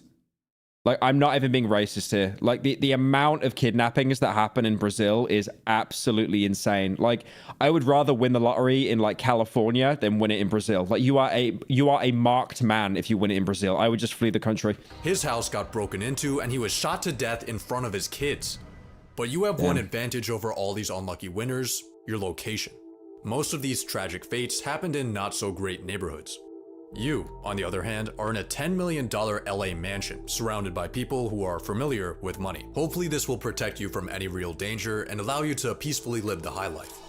But what your mansion can't hide you from are your relationships. Friends are gonna come out of the woodwork. Killed for 400K? I mean, it's still life-changing money. Family that they never knew they had. Everyone's gonna be asking for handouts. Friends, I lost just about all my friends. Is Pyro sober? I don't want to encourage bad behavior. I'm on heroin and fent right now, but apart from that, I'm sober. When you win, everybody you know thinks they won too. You have to manage to say no to these people. It's gonna make you feel guilty, but the truth is, if you gave everyone money that asked for it, you wouldn't have... Why did he censor Mr. Breast's face? Anything left. Your mansion's upkeep costs you $50K a month. Maintenance for your car is an average yearly salary. Your private chef, your trainer, your doctor, your bodyguards, Erewhon, Equinox, rich person parties, woman, across... It's, okay, here's a good example. Here's a good example. You know that guy who's trying to be the youngest person in the world? I forget his name. He sold PayPal worth billions. The reason why he's doing that is because he's bored. He's doing exactly what Liver King is doing. These are people with insane amounts of money, and they're depressed and they're sad because they have all this money, but they feel like they have no purpose in life. And now, because that youngest guy in the world, whatever, is trying to be an influencer, he feels like he now has a purpose. He now has a reason to wake up in the morning. I'm sure he wants to be physically the youngest person in the world at like 40. I'm sure he does. But at the same time, it's like he now has a purpose because before he was just another billionaire rich guy. Everything, your monthly expenses are clearing 6 figures. But even worse than the broke people back... Brian Johnson? Yeah, Brian Johnson. That's who I'm talking about. He's just trying to be Liver King. You're the youngest person ever. That clip, yeah. Oh yeah, he took his son's plasma or something as well. It's kind of funny because he's trying to be the youngest person in the world, but he just looks like everyone in Hollywood that had like plastic surgery, but they didn't go far enough to get like bogged. He just looks the same. He just looks like he lost weight. I wouldn't say he looks any younger physically. Like, you do naturally age. Oh my god. It's like, I'm trying to be the youngest person in the world, but it's like, so the way that gravity works is it slowly pulls your face down over the years. That's why your face gets all droopy. Plastic surgery can fix it, but you've still got that facial age. Yeah, it's obviously someone that was very rich. He felt like he didn't really have a purpose in life. And he was like, woke up one day and he's like, you know what I'm going to do? I'm going to be the youngest person in the world. It's like Liver King. Like, remember those emails that got leaked of Liver King? And he's like, I want to get like 3 million TikTok followers in a year. Like, it's obvious that he was like, I need a purpose. I have the funds to do so. This is it. Begging you for like, without, again, like, money isn't everything. If you don't have a purpose, you become depressed very quickly. That's why there's such a mental health epidemic at the minute with young people, because it's like they can't get a fucking job, they can't get any kind of support system, and then they're gooning and playing video games all day, and then it's like, I feel like I'm wasting my life. What am I doing? Money are the rich people begging you for money. They call themselves financial advisors. They try to hypnotize you with confusing financial linguistics until you've signed away 1% of your portfolio for the privilege of underperforming the market. Don't listen to them. Certainly don't listen to people pitching you their genius business ideas. All of these opportunists are starting to make you feel like a walking ATM. When you win the lottery, people won't respect you like they do other rich people, because you didn't really earn your money. Well, most of these billionaires don't actually have the money in their personal account. They'd have it in stocks in their own company. I mean, Warren Buffett literally is known as like Le Stock Man. These people, like, if these people's companies went under, they would be poor. I mean, that's never going to happen, obviously, but you know. You just experienced a statistical glitch. It is kind of funny that if you're a lottery winner, you technically have more money than billionaires, because all of that money goes straight into your personal account. This is where you begin to have a bit of an identity crisis. All you are and all you're known as is the guy that got lucky. When you meet new people, it's often people will say, well, what do you do? Especially in my circle Bro, you won 28 mil and you're wearing a fedora? Come on. of people, most people were working or trying to put themselves through college. And especially in my circle of people. Oh, I thought it said he was 21 years old. I was like, there's no way. Most people were working or trying to put themselves through college. And oh, I just won the lottery and I just sit around. Yeah, That's not something. Yeah, literally the point I made. If you lose purpose, this is why so many people become depressed. If you lose money, winning the lottery gets you off that ladder, but then it's like, what society hasn't taught you what to do next. I just won the lottery and I just sit around. That's not something that I wanted to say. One day, as you're contemplating the meaning of life, a mysterious man walks up to you, and he's here to inform you that why does he look like the actual mysterious stranger from Fallout? That you're being sued. A random guy you've never seen in your life is claiming that he bought your ticket, and he's coming for... Winner of historic 2 billion Powerball sued by the man who claims the ticket was stolen. But like, you write your name on it. What? You write your name on it. They go through believe me, they will do everything in their power to make sure it's legit, hoping that you don't show up to claim your ticket so they can just claw it back. For all of your winnings. It's gonna be painful. I'm the winner. God took me to that gas station. Just wanted to ask, man, is there any truth to these claims about the stolen ticket? Luckily, you're gonna be fine because you have legal protection. Why is this Hollywood Fix guy he's scratching his asshole while he's following this guy? From our look at his fucking look. Why are you digging in your butt, twin? Luckily, you're gonna be look at that. Fine. What is this? What is this? You have legal protection from our dude trying to do a scratch and sniff while filming someone. Boy, Jason. Jason?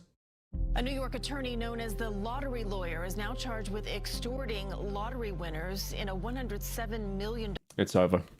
You can't even trust the lottery lawyer. scheme. Jason helped a lot.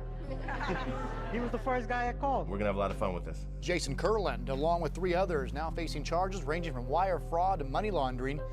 Well, in hindsight, giving this guy access to our finances was a pretty stupid decision and totally stole It's almost like he got greedy himself. around $10 million from you.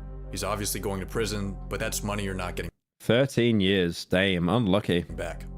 But hey, at least you have a mansion to cry in. A mansion to cry in. 30,000 people have been ordered to evacuate their homes because Minecraft music, by the way, for a house being burnt down. wildfire. Yeah, this reminds me, actually. I remember, like, I remember when Notch sold Minecraft to Microsoft. He became a billionaire overnight, and he got this LA mansion that he outbid, like, Jay-Z and Beyonce for. But then I remember him just, like, saying, like, tweeting and putting out that he was just, like, really fucking lonely and just sad. Because it's like, I've got this big empty house. I don't know what to do.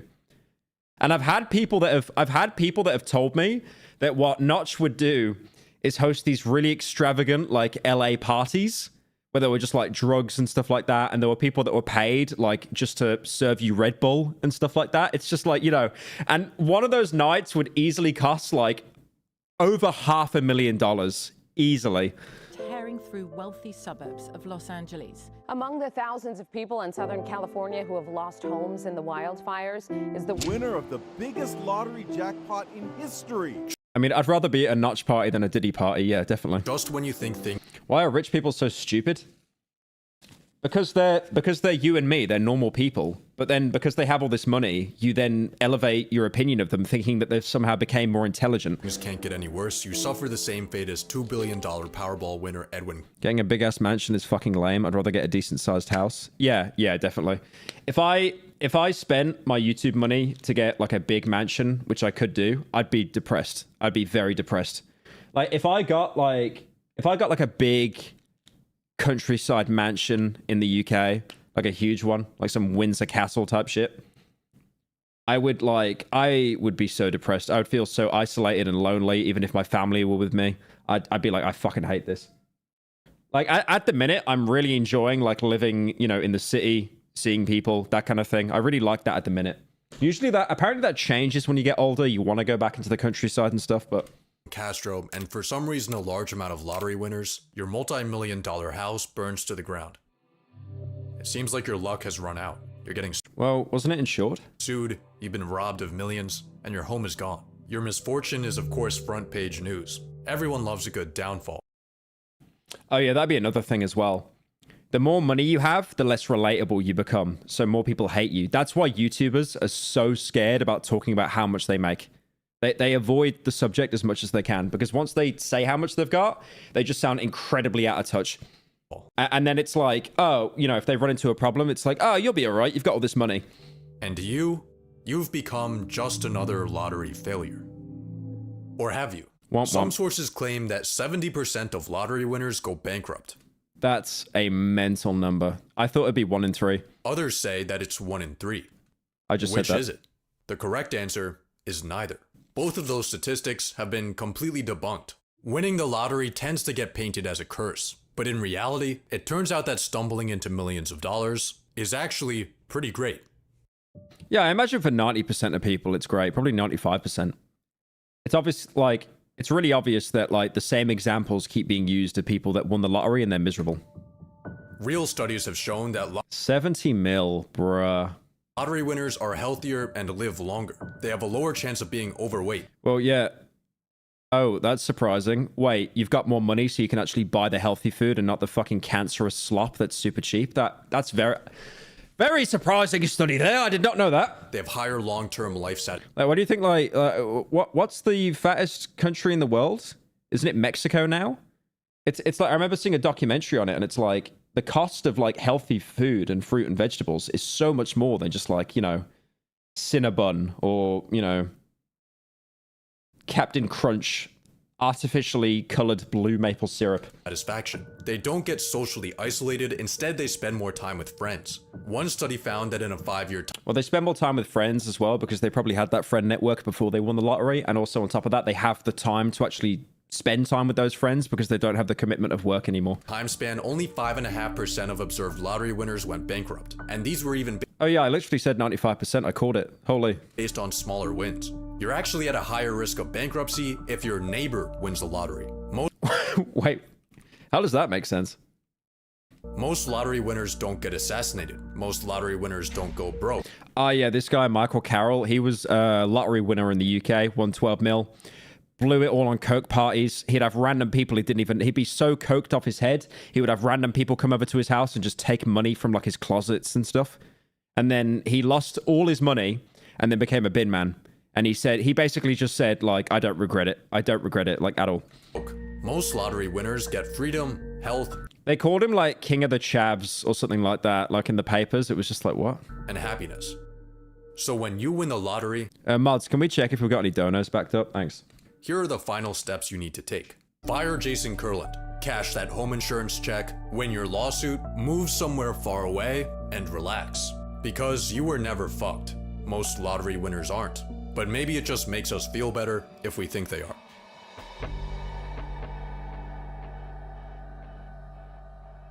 I like money. Here's the richest person in history. It's just Elon Musk and Hitler. What's this one? Epstein's birthday book came out. Today, the Jeffrey Epstein birthday book Very nice. Very nice. got released. 238 pages of letters I bet you there'll be no names on the flight logs for this one. to Jeffrey Epstein. Most of them are about sex. If you remember, we extensively covered the Wall Street Journal scoop that Jeffrey Epstein's friends put together letters commissioned by Ghislaine Maxwell, and one of those letters Oh, it's Ghislaine. I kept saying Ghislaine. Whoops. included Donald Trump, although they also included Alan Dershowitz, Lex Wexner, Bill Clinton, Leon Black. Now, in response, Trump sued the Wall Street Journal over $10 billion, which also means he sued Rupert Murdoch, the guy who runs Fox News, the New York Post, Scott. That guy has so much money. There was a HBO show called Succession. Really good show. I recommend watching it. And it's basically, it is based on the Murdoch family. News. And this is all because Donald Trump denied everything and said, I never wrote a picture in my life. I don't draw pictures of women. It's not my language. It's not my words. Here's his official response. The Wall Street Journal printed a fake letter, supposedly to Epstein. He sued them, of course. And then, of course, we found out that he does draw pictures, turns out, and signs his name on them. But the really important update was that the New York Times corroborated that Trump's name was on the Epstein birthday book, and specifically, the Epstein estate had it in their possession, and we're going to turn it over. And today, that's exactly what happened, or the House committee Wrote a picture, by the way. released it to the public. Now, I want to be clear, although a lot of talk today is going to be spent on this drawing, it's far from the only one. Really, the reason this is such a big story is the blatant denial. All our news companies are owned by the same guy. Yeah, look up Sinclair, man. They own fucking everything. Hang on. See if I can find them. Yeah, Sinclair Broadcast Group. They own actually everything.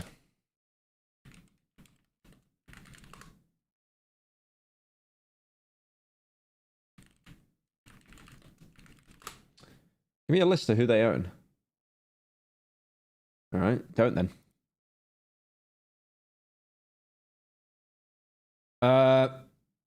They own and operate Fox, ABC, CBS, NBC. So NBC is like a lefty news station. And then Fox is a rightoid news station. Pardon me, Niall Anthony Murphy, but do you have dedicated mods scanning through your donos? Last couple of times I've tried to fuck with you, I've epic failed. You got a whole special forces unit? Yeah, we got mods that go through donos. Usually because like people try and slip the M word in and stuff, and then the stream like runs into like limited ads and stuff. So it's like you've got this conglomerate that owns both the left and the right-leaning channels. That's so fucked. That's actually there's a company that owns everything in the UK as well. I think it's News Corp. Who owns the Sun newspaper? And it's Richard Murdoch. News Corp, yeah.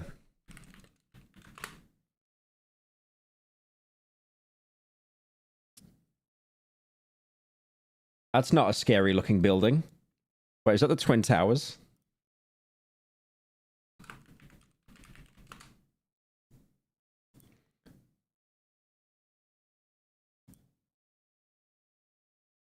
So News Corp owns 20th Century Fox, Fox News. They own the Sun as well, the Daily Telegraph, the Sunday Telegraph. I mean, the Sun and the Telegraph are pretty right-leaning. Hang on. The Telegraph.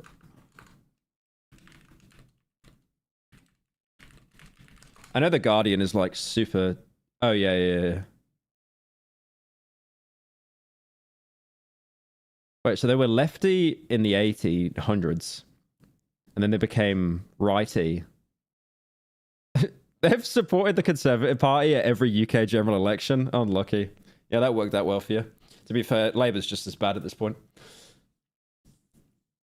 Yeah, I think the only paper I know in the UK that's like super like soy lefty is The Guardian.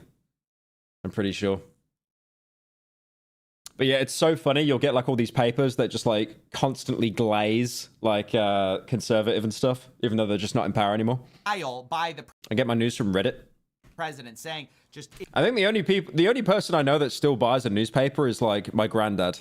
It never happened, which is the weird thing, because of course he was I get my news from Pyro, Critical, and Moist Cynical. Holy boast. friends with Epstein and... Yeah, I'm doing a video on Charlie Kirk that should be out soon. I'm literally going to get Turbo cancelled over that, unironically. Lane, everybody admits that, They glaze Farage now. including Trump. It's just the... Yeah, like how Farage was like pushing Brexit. What was that meme with the bus, the Brexit bus? And it ended up being bullshit. Oh, there we go. Because we've got the NHS, right? The National Health Service, because our healthcare is free, but it is crippled. Like, if you want to, like, you know, if you got an ingrown toenail, you're going to be sat waiting in a lobby for, like, 9 hours. It's crippled. And then it's like, we send the EU 350 million a week. Let's fund our NHS instead. Vote leave. And then that just never ended up happening at all. It was just a lie. Just complete lie. I like how the entire point of Brexit was like, immigrants bad. Wait, you're brown? No, you can't come in. But all Brexit did is make EU-based immigration harder. I remember like when I was still going to Sweden in the UK, you had like, I remember they would never check my passport. Well, they'd check it, skim through it, don't care, you're in. But then when you had to join the separate queue of like the non-EU, because we weren't in that anymore, they're like, you know, I remember one guy asking me, like, how much do you make? And it's like, you don't have to ask me that. And he's like, no, I do. I'm allowed to, or I won't let you in. I just lied to him and I was like, I make like 3 billion. I do stocks. And then he stabbed it. The letter itself, he's saying, no way it happened. That's not me. I don't do it. So that's the reason there's a lot of focus on the president. But let's be clear, this book is about a lot more than just the president. There's a lot of powerful people implicated in this. This is the start of it. You see, it's a leather-bound book written by Ghislaine Maxwell. There are redactions to third parties. Some of the friends mentioned is Ron Altbach, Leon Black, Jean-Luc Brunel, Bill Clinton, Alan Dershowitz, Bill Elkis, Bran Frennan, Nick Lees, Peter Mandelson, Wait, which is the name that they've censored, though? George Mitchell, Nathan Myhrvold, and the list goes on and on, notably also Leslie Wexner, They just wrote unknown. Donald Trump, and this is all available online. Like, there's no denying. Is this CoffeeZilla? It's his slop channel, Voidzilla. He saw that second channels were eating good, so he started his own. He's doing really well on it, though. Damn, he's actually doing numbers. That's crazy. Yeah, he used to do daily for a bit, and then I think he kind of gave up doing daily.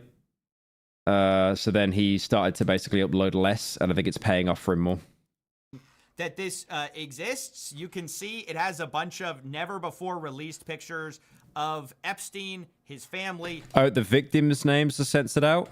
Things like that. There are redactions of certain women in the pictures in compromising positions, but otherwise, mostly unredacted, honestly. I'm pretty impressed with how much we got of the famous birthday book. And it is full of revelations. I think the most obvious one is that all of Jeffrey's friends, or most of them, were aware of his interests. They talked extensively about how much he loves the ladies, the young ladies. But there's also an interesting mention of his Vanity Fair profile. This is from Leon Black, where he calls him a Vanity Fair poster child. And that is soon followed by Alan Dershowitz's alleged letter, where he says, "Dear Jeffrey, as a birthday gift to you, I managed to obtain an early version of the Vanity Unfair article." These people are such morons. The fact that they'd email, like, I've seen so many. I've seen people in like UK. I've seen UK politicians, and they literally wrote to Jeffrey Epstein saying that they'll support him, and then they get asked on the news, "Why did you send that email?" So I don't support him anymore. I found out he was a bad man. 10 seconds ago. I talked them into changing the focus from you to Bill Clinton, as you will see in the enclosed excerpt. There's an insane drawing where Jeff has balloons for kids. Happy birthday and best regards. What makes this so interesting is what he's referring to, I believe, is a... No, I said a bad man, not a Batman. A 2003 profile. Jeffrey Epstein was Batman. Well, it's half true because he was a billionaire. I'm not sure about the rest, though. On Jeffrey Epstein. The article is called The Talented Mr. Epstein by Vicky Ward, and it's sort of become famous for the fact that now there's been this meta commentary about how Vicky Ward had early allegations of abuse by Epstein and was not able to run them. She accuses the paper of not running them. There's some dispute over this. Vicky Ward basically says she had 2 women who presented allegations. By early December, weeks before the article closed, in mid-December, she was discussing the farmers with fact checkers, and they were looking for photos. Ultimately, the editor said he didn't trust her. He didn't want to run those allegations. But now that we have this backstory, I mean, that's all things that have been public for a long time. That has been a big question. Why was this article killed? Well, now we have in this book a discussion of this killed article. And by the way, when you look at what Alan Dershowitz is saying, they changed the focus to from you to Bill Clinton. We do see that Bill Clinton shows up in this article. So the timeline really does match up.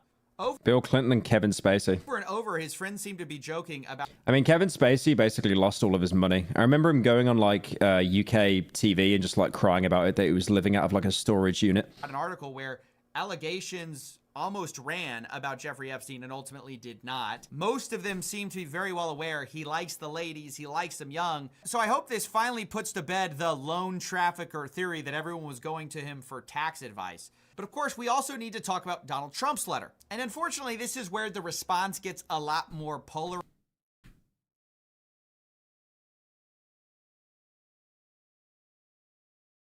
Oh, he's wearing Invisalign. I can tell.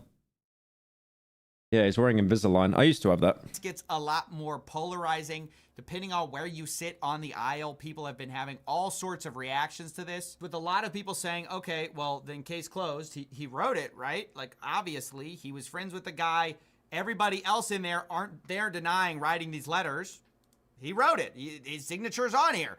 But the official... No, they're not veneers. Veneers are like when they Give you fake teeth. Press secretary at the White House said that, once again, it is false. They're 10 out of 10 commentary. Shut up. doubling, tripling, quadrupling down, saying, as I've said all along, it's very clear President Trump did not draw this picture. He did not sign it. Trump's legal team will continue to aggressively pursue litigation. And then you have this guy who's the deputy White House chief of staff saying, time for News Corp to open that checkbook. Oh, yeah, we literally just talked about News Corp as well. It's not his signature. Defamation. And then they...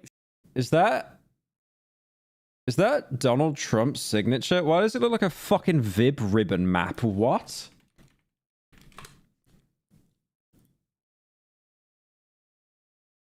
Bro, his signature be looking like a fucking Vib ribbon obstacle. Like, what is that? That's the most ass signature I've seen in my life. What's wrong with you?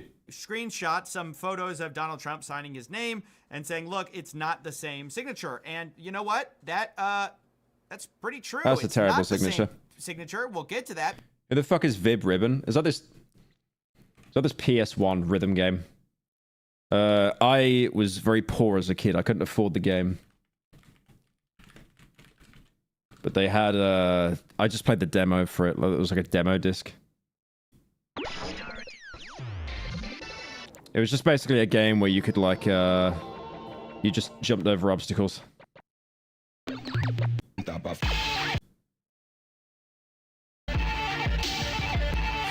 Yeah, I can't even play any more of it. Wait. See if I can like play something that actually won't get copyrighted.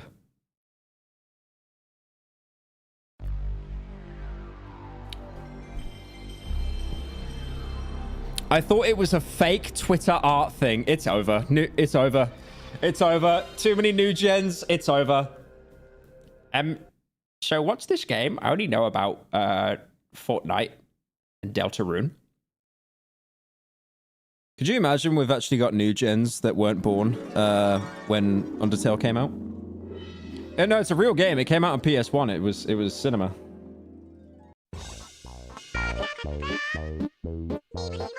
But like all the Blue Sky people found it and they started drawing fan art of it.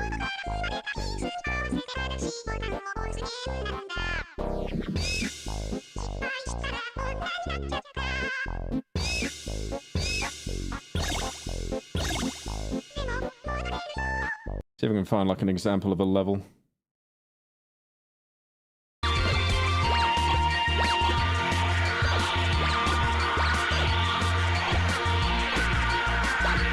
I mean, that's the entire game. It's really, really basic. But I guess that's kind of the appeal. Like, it all looks like it was kind of drawn in MS Paint, like all the kind of glitching and stuff like that.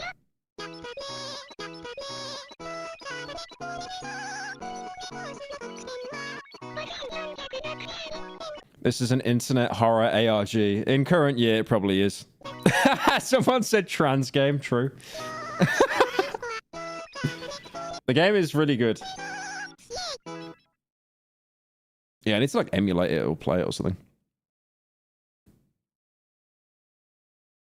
I wonder when that came out. I've got a copy of it at home that I bought. It was really expensive because it's like hard to track down copies of it. When it came out? 99? Oh, that was like basically near the end of the PS1 life cycle. Okay. Oh, it came out in 2000 in EU? Unlucky. I wonder... Vib Ribbon. Let's see. Oh, it's only 60 quid? Maybe I got scammed. To be fair, mine's unsealed though. Let's have a look. Oh, it's pre-owned. That looks like it's in pretty bad condition.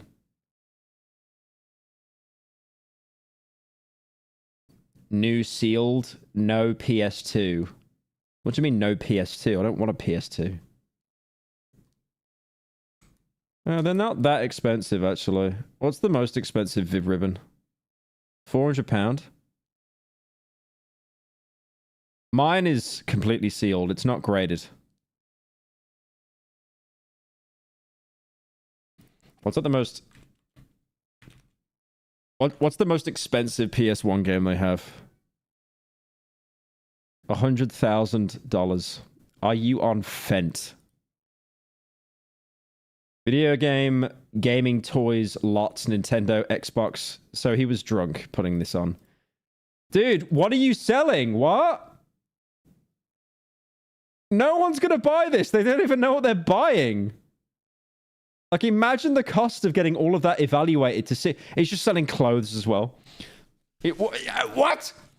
Is that Buzz Lightyear's outfit, by the way, there? Is that Buzz Lightyear's outfit? Like, what are you selling here? Do the shoes come included? I don't understand what's being sold here. This is the worst listing I've seen in my... Look how rotten some of these look, by the way. I genuinely have no idea what he's selling. You got the Mario there, just trapped in plastic, just screaming. 2 in cart. 2 in cart. So, are they just trying to fuck with this guy or something? Is there a description? Like new, an item that looks like if it was just taking out a shrink wrap, no visible wear. I do not understand. What else do you sell? What else do you sell? Okay, so you sell it all individually, which makes sense. I do not understand why you're... I'm guessing it's like he's selling everything individually, but it's like if you want it all, it's 100k. That just looks disgusting. Dude. What the fuck?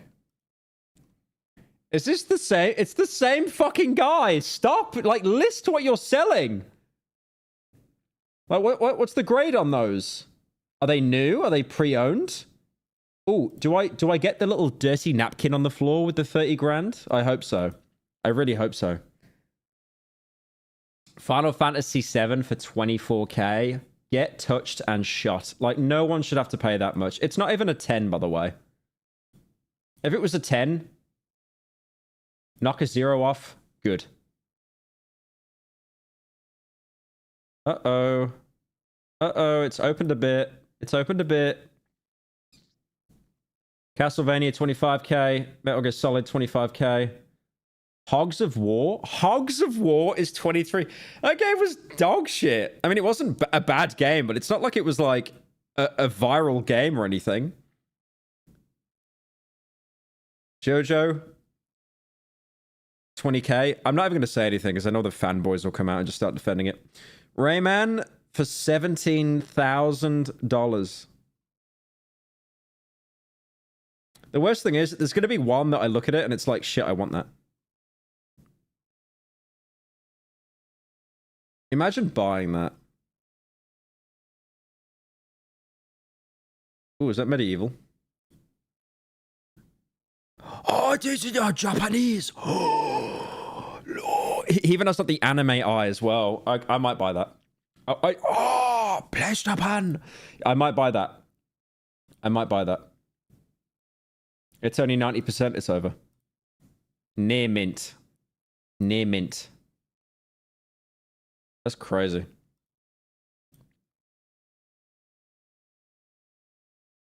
Dude, that guy's my hair. That one looks kind of cool though. I like that one. Oh, they got Spyro. Wait a minute. Wait a minute. It looks like the You Tried star. It's not Japan though. If it was Japan, I buy. It's not Japan though. Spyro the Dragon, Sony PlayStation, Black Label. Oh, I fucking love Spyro so much, man. That game was so good. I'm gonna reminisce as an old head now, but remember the days when you would look on the back? I remember, like, as a kid, buying a physical video game, and then you're sat in the car being driven home, and then you're just reading the manual of all the instructions and the story, like, just so excited to play this game. Take me back. Take me back. And now, to get the exact same feeling of joy, I have to do heroin. After you turn 20, everything goes downhill. Meet Spyro is a feisty little flame-spouting dragon on a gigantic go-anywhere 3D fantasy adventure. Packed with adventures, enchanting adventures. Collect treasures, recover stolen family jewels, and discover hidden regions. That game was so good, man. I argue with Dolan over this all the time. Like, he loves Crash Bandicoot. And I just say Crash Bandicoot is Spyro the Dragon for stupid people. Like, you can only go forwards and backwards or left and right. But Spyro, you could literally just go anywhere. That's why I thought it was so much better.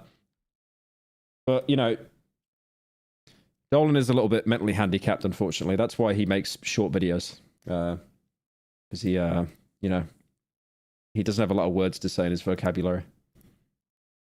That looks cool. One player, memory block. It's like the rating for it is comic mischief. Oh, he's a little troll. Be careful, kids, if you play this game. He's a little troll. Oh yeah, LSD Dream Emulator. I remember this one. This game is so hard to track down. I guarantee you the quality of this. Nice picture. Yeah, that looks very trustworthy. I guarantee you pay the $7 grand to this guy. All you'll get is like the box of the game. And you won't even be able to... You won't even have the disc inside. Pre-owned. Doesn't actually look too damaged, to be fair. Is that Minecraft low render distance? Soul? Yeah, that's a very weird game. It's funny because it's like... Everyone wanted to track down this game because it's so rare, but like you can just emulate it. But it's not the point. It's not physical. What are the others here? Fear Effect. That was a really weird game. I never played it, but I just saw cutscenes on YouTube. There were like so many ways that you could die in that game. You know, it's one of those games that had like a specific cutscene for every time you died. Alright, see if I can find it.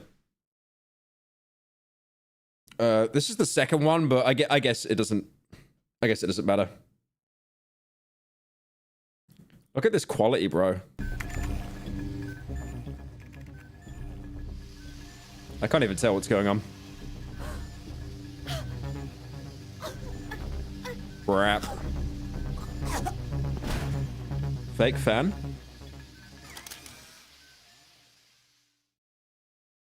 I'm pretty sure there was some pretty gory deaths in this game as well.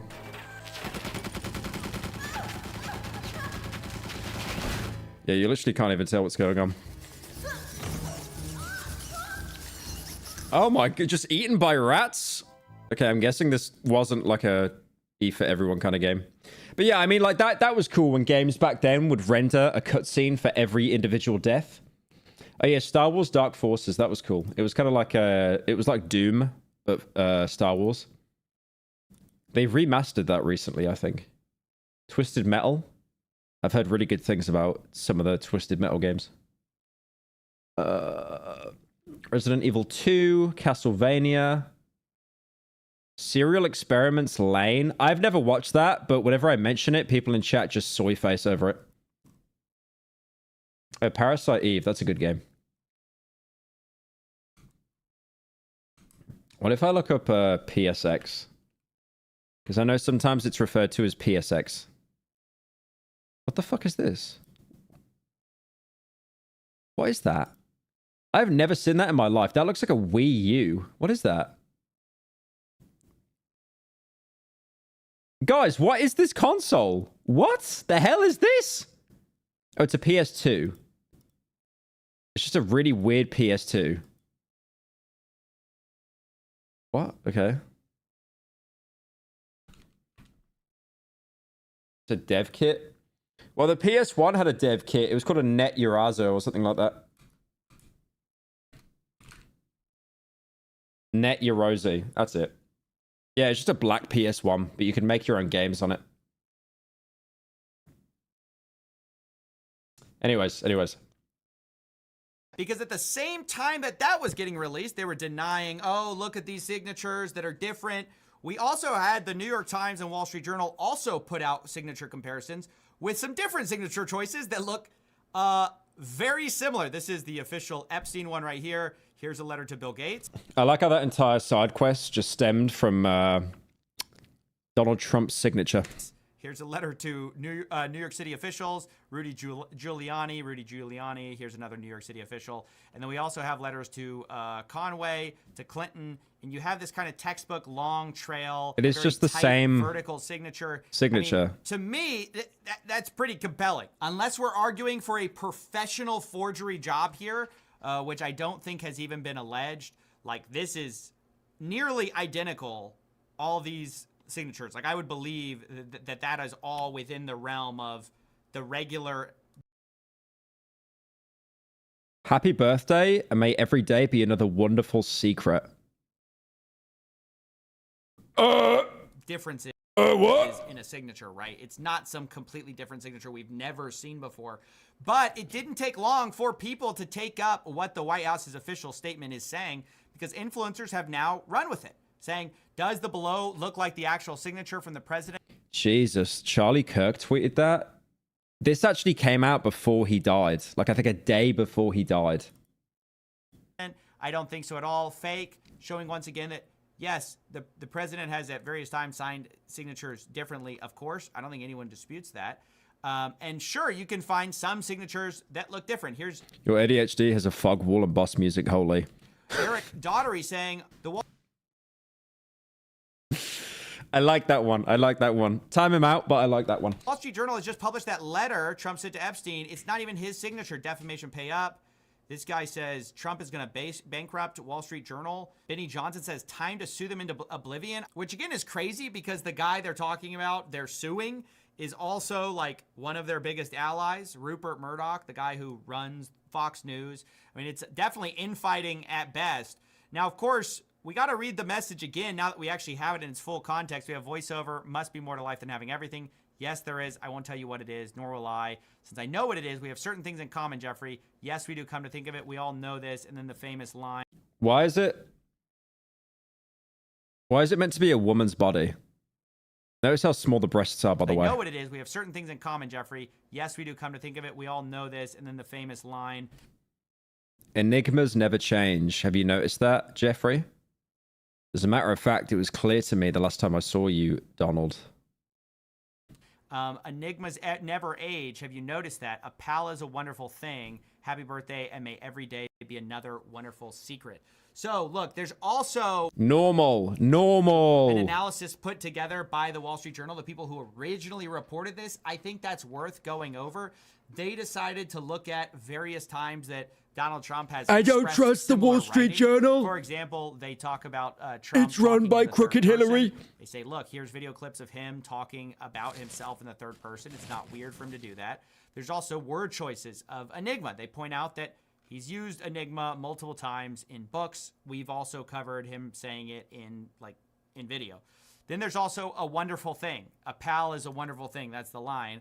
Well, has he said that before? Yes. He's definitely said that before. So all in all, Donald Trump's Discord server got leaked. Yep. The reporting seems solid to me. I mean, you can hold on to the copium here, but really you're arguing that the entire book is either all fake, which that's the first option, in which case, like, it may be the great. I think it's crazy with this Epstein stuff. You could name Trump. You could name anyone. No one's going to care.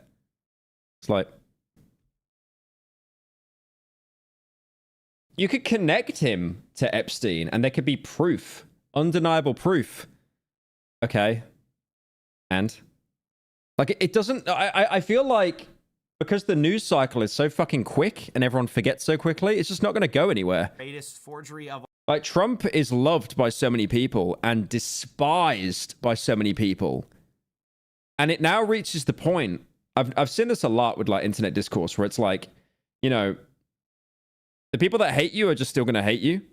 And then the people that support you are just still going to support you. It's so strange. It just creates this wall of disconnect. Of all time. Or you're saying specifically that it's just the Trump part. That's everything and nothing is happening at the same time. But if something happens when nothing happens, did it even happen? A forgery. And every other part, the part where Bill Clinton's... Oh, video proof? Yeah, actually, no. Good point there. Good point there. If there was video... No, even then, it'd be like... This is AI. AI-generated video. writing in. Unironically, they would claim, look, unironically, if there was like video evidence of like someone, you know, getting on, like climbing onto an underage girl or something on Epstein's Island, if they were high enough, they would just come out and say it was AI, genuinely. The part where all these other people we knew that were also associated with Epstein were writing in. Well, it's the same as the Charlie Kirk assassination. I talked about this in the video I'm doing on it. It's like, you know, I've seen people that have like made memes about him, dunking on him. And then I said in the video that we've reached the point now in society where like, if you die, people will meme on you. If you're famous enough, people will make memes about you. There is no one that is relevant that will die that will not at least have one person make fun of them. When Jacksepticeye's dad died, people made fun of him for it. Very, very niche amount of people, but they still did it. He addressed that in the video. If I die, people will make memes about it, mocking me. That's unfortunately the world we live in now. That will never change. But I know for a fact that Charlie Kirk's death is going to make the division between the left and the right 1 billion times more worse. Infinitely more worse than what it was already. And already it was so divisive. It's going to create extremists on both sides. You know, it's like you're with us or you're against us. And that's bleeding out into every country that America sucks off. Like in the UK, it's getting really bad as well with the division. It's only going to get worse. You're saying all of that's real, but the part about Donald Trump is not. And that was a forgery inserted in. So more worse? Me hablo no anglais. It's a very strange argument. There's already extremists? No, there are, but it's going to get worse. And it is definitely going to get worse. Because this was all a carefully bound book, the idea that it was just inserted in, it couldn't really have been. It was bound by a specific bookbinder. So, you know, I think it's all credible. I mean, personally, I look at the facts. I look at what we know of the various people, how this all unfolded, the fact that it... I mean, Charlie Kirk didn't believe in empathy, so why should I care if he died? Yeah, this is the thing. It's like, you know, I've seen people celebrate that he died. I've seen people say that he was like, you know, one of the most respected people in politics and how, you know, him passing is like a tragedy. At the end of the day, it's, you know, you're going to have kids that grow up without a father, a wife that's widowed. That's a fact. That's not even like up for debate. And I've seen people that have even said, I don't agree with him. I've seen people that have said, I don't agree with him. I hate him, but he didn't deserve to die. And then I've seen people that have said, he actually brought this on himself because of like, you know, that clip that was going viral on Twitter about him talking about, you know, there needs to be a few deaths to allow guns and how that's like incredibly ironic because, you know, he got shot. You know, but again, like there's no take that I can have apart from the fact that things are going to get a lot worse. They will get a lot worse. The news cycle is so quick and venomous that people will stop talking about Charlie Kirk. But that seed has been planted now of like extremism because of that. Definitely. You know, when Trump got shot, he didn't die. So people actually got over that pretty quickly. But Charlie Kirk did die. So that's, you know, that's going to have more of an impact on US like identity politics than Trump being shot in the ear, without a doubt. Came from the estate we thought it would come from.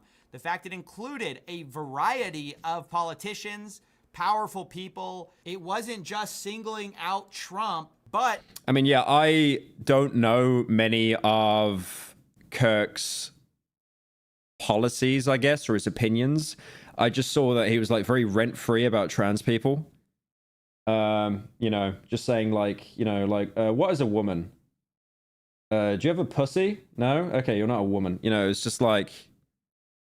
It was very black and white worldview, which is really stupid. Trump is the... But again, it's, you know, you'll have debates on the left and the right. It's only going to get worse now. The only one who has denied it. Now, lastly, I want to talk about the latest statement. Because I didn't want to speak on it too much because the problem is I then have to talk about what he believed in. And I've only seen, like most of us, we've only seen snippets on Instagram and TikTok that have probably made people, you know, annoyed by this opinion that you don't agree with. By our government. We all know the various stages of grief we've been through with this story. First, it was a cover. Thought I had a fucking knock on my window for a second there. Up, then they're going to release everything. Then there's nothing to release. Did you see the South Park episode? I saw like a clip of it. That was released before he died, I assume. Then it's a hoax. And now we have a new level of copium. We are descending into Davy Jones' locker level of copium. And here we have it. This is from Speaker Mike Johnson. He is horrified. It's been misrepresented. He's not saying that what Epstein did is a hoax. It's a terrible, unspeakable evil. He believes that himself. When he first heard the rumor, he kicked him out of Mar-a-Lago. He was an FBI informant to try to take this stuff down. Wow. I saw this one schizo theory about Charlie Kirk and how I think it was an Instagram reel that I saw. And he was basically saying, like, you know, I don't care if you're left or you're right, but, like, Charlie Kirk dying is basically going to make both sides more extreme, which is what I agree with. But then he added another layer onto it by saying, this is all going to be used to keep the powers that be in control of everyone, to make sure that there is conflict so people don't join together. So they keep fighting each other. Donald Trump was... And their beliefs become more and more extreme, so they hate the people that don't agree with their view. An FBI... It was going into schizo theory territory, but... informant, according to Speaker Mike Johnson. So all of this birthday book stuff, all of this was actually, if you believe our government, it was part of an official plot to capture Jeffrey Epstein, the world's most notorious pedophile. This whole photo. But now, I guess we're so deep undercover, we can't... I just find it crazy how they got Jeffrey Epstein, they got Ghislaine Maxwell, and then all these names, but they did not get a single other person. Not a single person. Can't cop to it yet. We can't admit we have the entire government running cover for us with influencers telling people, oh, it's not his signature, even though they're very clearly our signatures that look identical. So it's crazy. I just hope our glorious president can one day come out of his FBI informant role and tell us all how he took down the world's most notorious. I can't wait for that one. That big one. Maybe he can write us a letter about it. Nothing ever happens.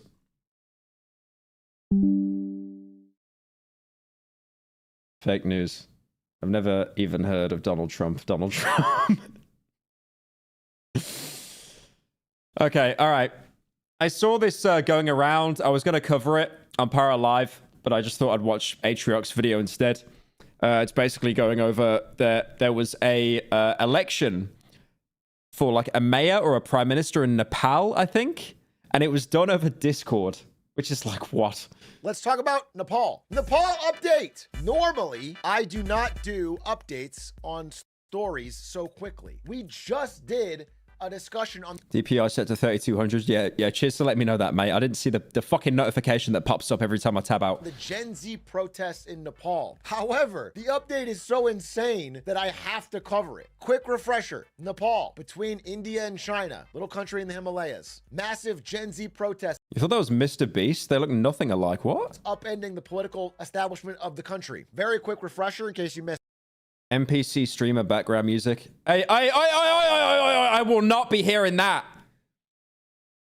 You know, Fitz, when he was like in his prime, pulling in like tens of millions of views a video, he would always begin every video with the Wii Shop music. I'll not be hearing that. I'll not be hearing that. Missed it. People in Nepal, especially young people, start getting really mad. 3200 is the peak ADHD DPI. Dude, I don't change it. I tap out and it just fucking changes on its own. And now it's not changing.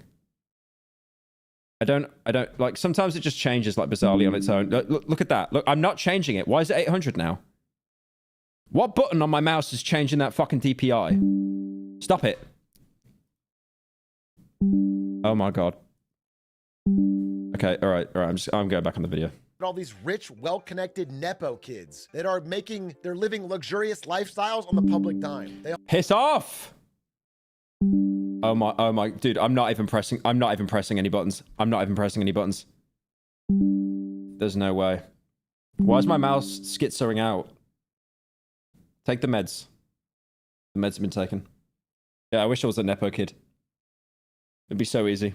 They They all have rich, well-connected parents in the government, and they are traveling and buying Louis Vuitton and living lives of luxury while they live in poverty. This trends on social media. So, in response, the government banned social media. They cracked down completely on almost every G-Hub is doing nothing except fucking spying on me. I swear, I installed that thing and my DPI just keeps changing every 5 seconds. form of social media. At which point, everyone Gen Z in Nepal loses their shit. They take to the streets. They can no longer communicate. They're already pissed off at the government. They go. I hate Nepos. Unless any of you in chat with a lot of money are a Nepo. In that case, please give me money. Thank you, Orthodox, for the 18 months. Go crazy. At which point, the protests escalate. The local police fire into the crowd, killing 19 students. The students go, at that point, berserk, burn down parliament, burn down a lot of these rich, well-connected people's Oh yeah, Mods, can we check if we got any donos backed up? Thanks. houses and lead to the overthrow of the government. At which point, the prime minister resigns, steps down, and flees. And now, that was where the reporting stopped. This is like 2 days ago, 3 days ago. And so that was caught up. And I said, when this happened, there's a big question mark as to what happens next. And Hi, my Pyro. guess was... Congrats on making the list of top 100 white YouTubers who said the N-word. Did I? I mean, that's not very surprising. What am I thinking of doing right now? I'm thinking of...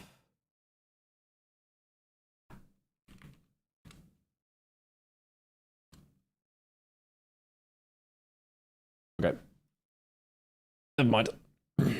The power vacuum would not be filled by, you know, the angry mob, but likely by the military, someone stepping in to seize control. That's what happens a lot in other countries when this happens. And I was like, I'm cautiously pessimistic about what will happen. It's a cool protest and it's a good movement. I see their cause, but I was worried about the power vacuum. But I want to follow up what's happened since, because it's pretty shocking. So number one thing that happened since is we got a lot of incredibly hard photos.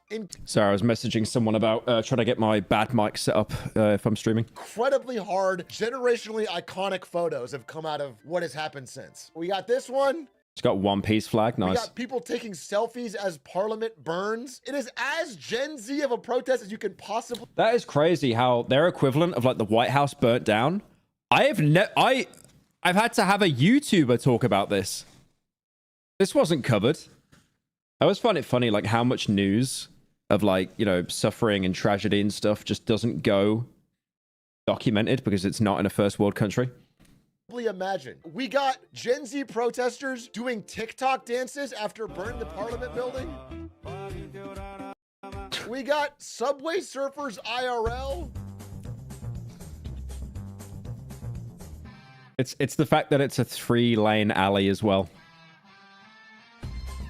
Damn. Oh shit, that kick was brutal. These are actual TikToks coming out of Nepal, okay? That's all happening. But the real question was, who would seize power? Well, what's going to happen next? Who is after this prime minister? So I want to introduce probably the likely candidate, which is General Ashok Sigdel, the leader of the...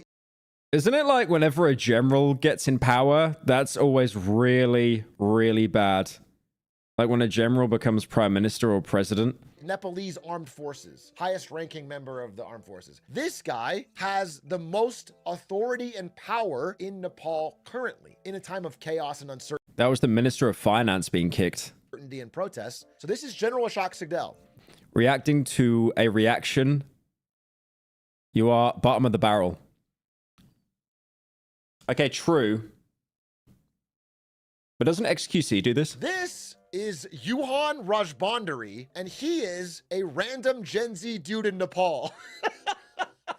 Somehow, 0 votes incoming. Both of these people's opinions are going to matter. General Ashok Sigdel is the leader of the armed forces. And as things are burning, as people are rioting, as protests are getting crazy, he is the only one with any sort of authority left in the country. And, you know, a little bit of background, the army is extremely respected. Oh, okay.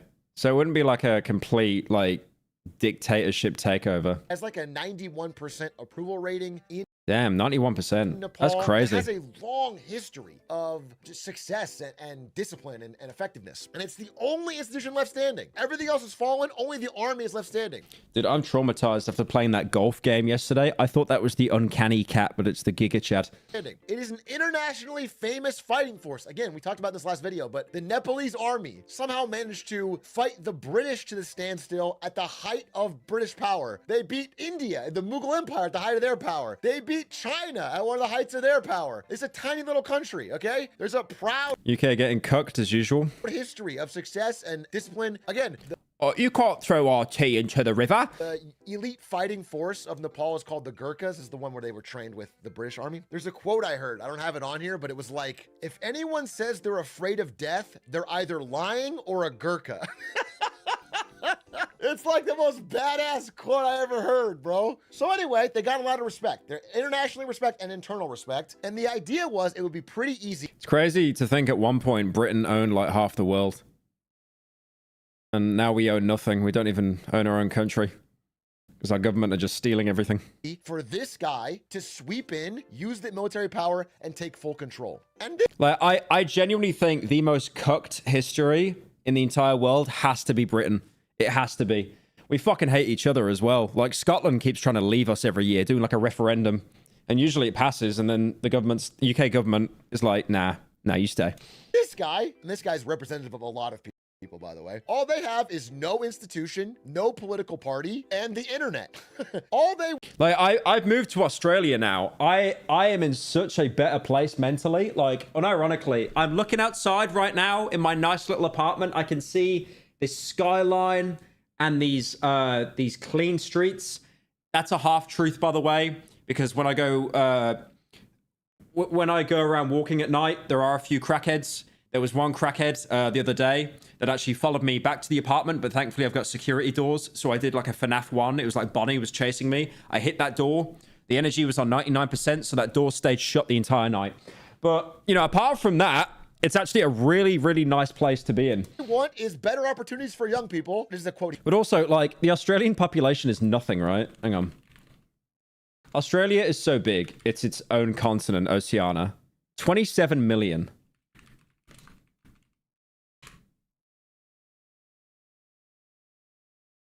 Dude, London alone has like a third of Australia's population.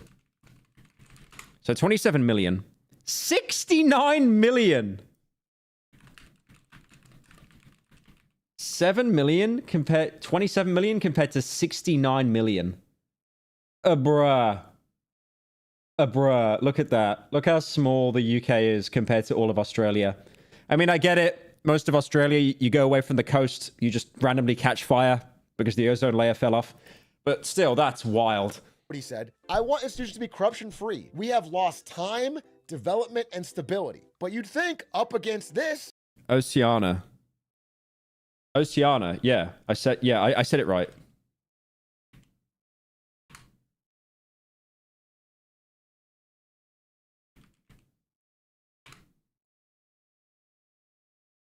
Yeah, I said it right. I promise you I said it right. Oceania. Oceania. Oh, it's the Australia. Fucking Oceania! Fucking dog! Yeah, it's a weird... Yeah, I said it right. They'd have no chance. But the craziest thing has happened in the past few days. General Ashok Sigdel has not... Can't spell it right? Okay, yeah, time that guy out. Time out, yes. Not seized power. Instead, he has become an unlikely ally to the young protesters. This is a rarity in like a lot of human history in this situation. Instead, all... Yeah, he's right. I mean, like, usually government military takeover, it's like, we're going to stop the protesting, and then we're going to start shooting tear gas at people. What they have done is calm down the protests, restore order, and then ask the protesters for... Two of my mates emigrated from Perth, from North Wales, for 6 months. That was 18 months ago. Don't blame them. All right, so they never came back. Yeah, I mean, if you're under 30, you can get what's called a working holiday visa, which is what I'm on.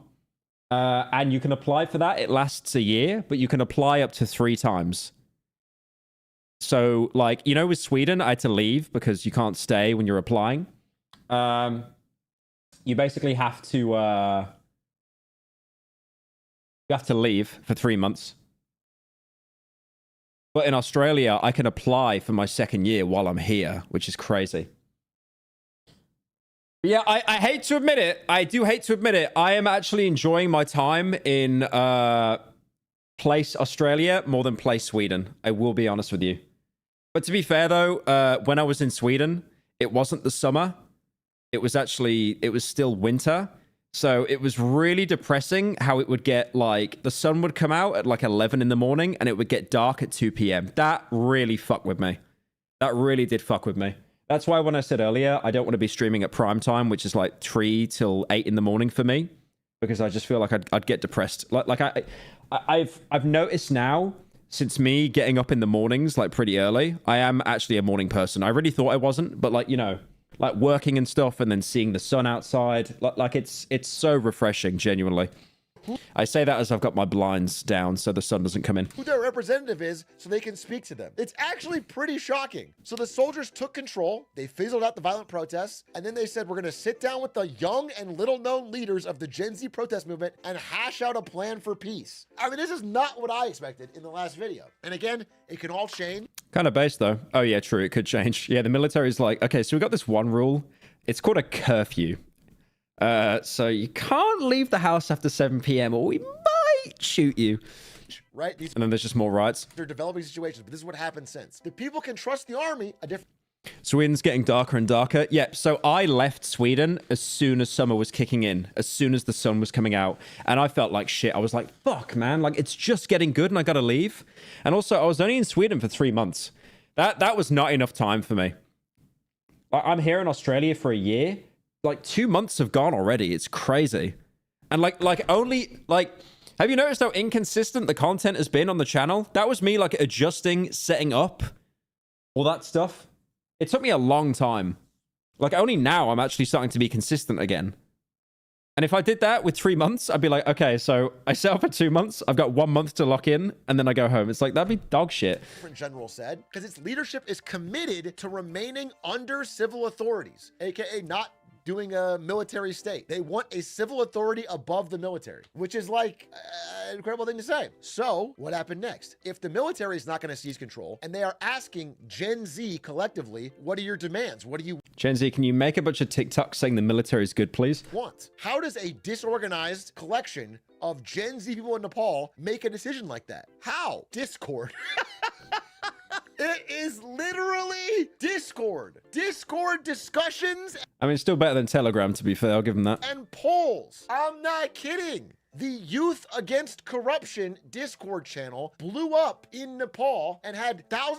Like, it's Nepal, and of course they've got fucking anime profile pictures. I love how, like, in Asian countries, anime is just always so huge. But to be fair as well, it's Discord, so you'd have an anime picture anyway. People coming in and having vigorous debates with massive audiences in the Discord. That's like nearly 10k people. Like, 10k people, like, listening live as well, bro. Holy shit. Determine who they wanted to be their representative. I had a recording here. I don't understand it yet. I don't know what they're saying, but they're having Telegram voting would be a whole new level of jank. Well, if they voted on Telegram, they'd literally just like delete their they'd sit that. What's Telegram known for? Because the only people that use it are drug dealers and furries. It's like you can delete messages or something like that, like, and they stay deleted, like self-imploding. These debates. So I joined this Discord. I joined this Discord surreptitiously just to see what was going on. And I found one thing that really stood out to me, which was someone in chat said anime government holy. was a few days ago when I was covering the initial protests. Somebody posted my stream into the chat as it was happening. And then less than 1 second later, someone said dissolve parliament. This is a real screenshot. This is the Atriac broadcast. Oh, damn. Thank you, Not M's, for the 5 community gifted. Appreciate it. Oh, you gave 10? Oh, no, sorry. You gave it twice and I didn't notice. My bad. No, I appreciate that. Thank you. Wait, is that who I think it is?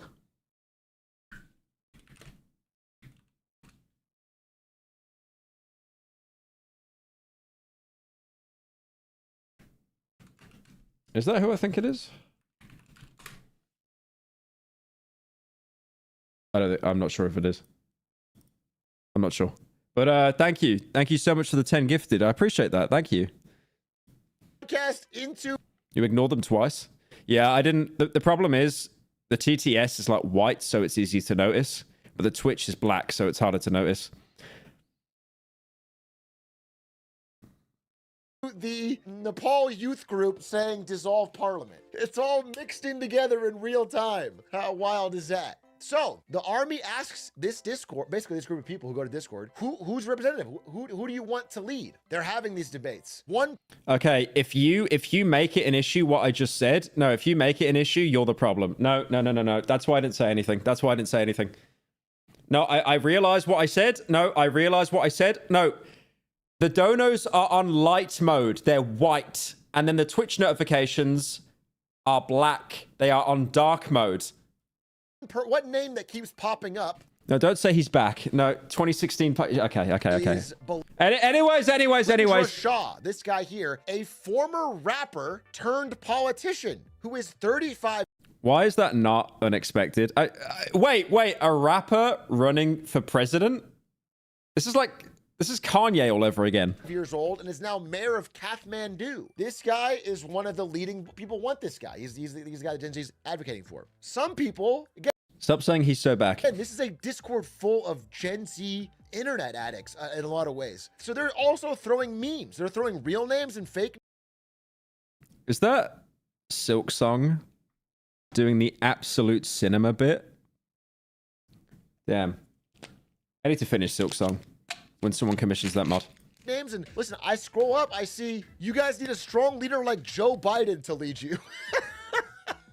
You know what I'm saying? Like this is all happening in real time. But after Shawenima.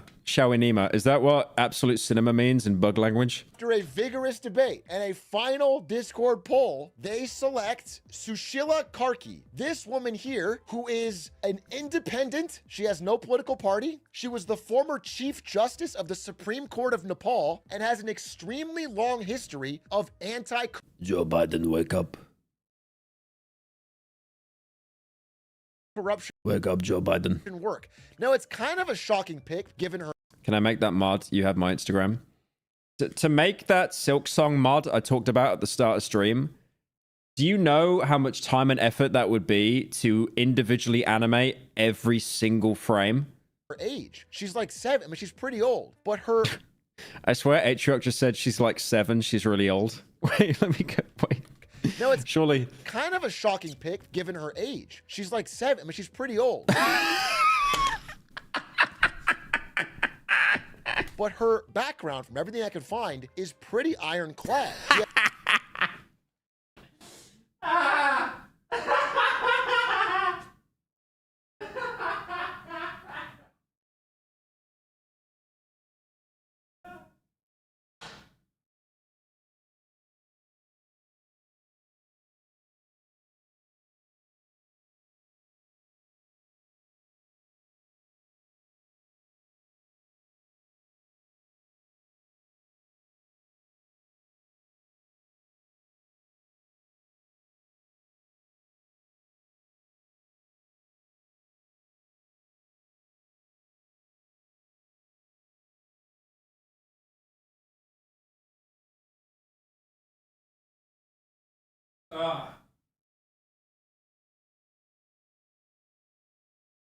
I don't know why, man. That just killed me. No, I kind of use the clip farm as an excuse to go piss. I won't lie. He has a long history of being anti-corruption, which is kind of what the moment calls for. And it's kind of shocking they didn't just pick someone who like fits their What are you saying? Good one, Hassan. What? Because I walked vibe or aesthetic. They picked possibly the right person for the moment. Now, again, this is a temporary position. So after this Discord poll elects the new prime minister, by the way, first female prime minister in Nepal's history. You remember when Hillary Clinton was going to be president?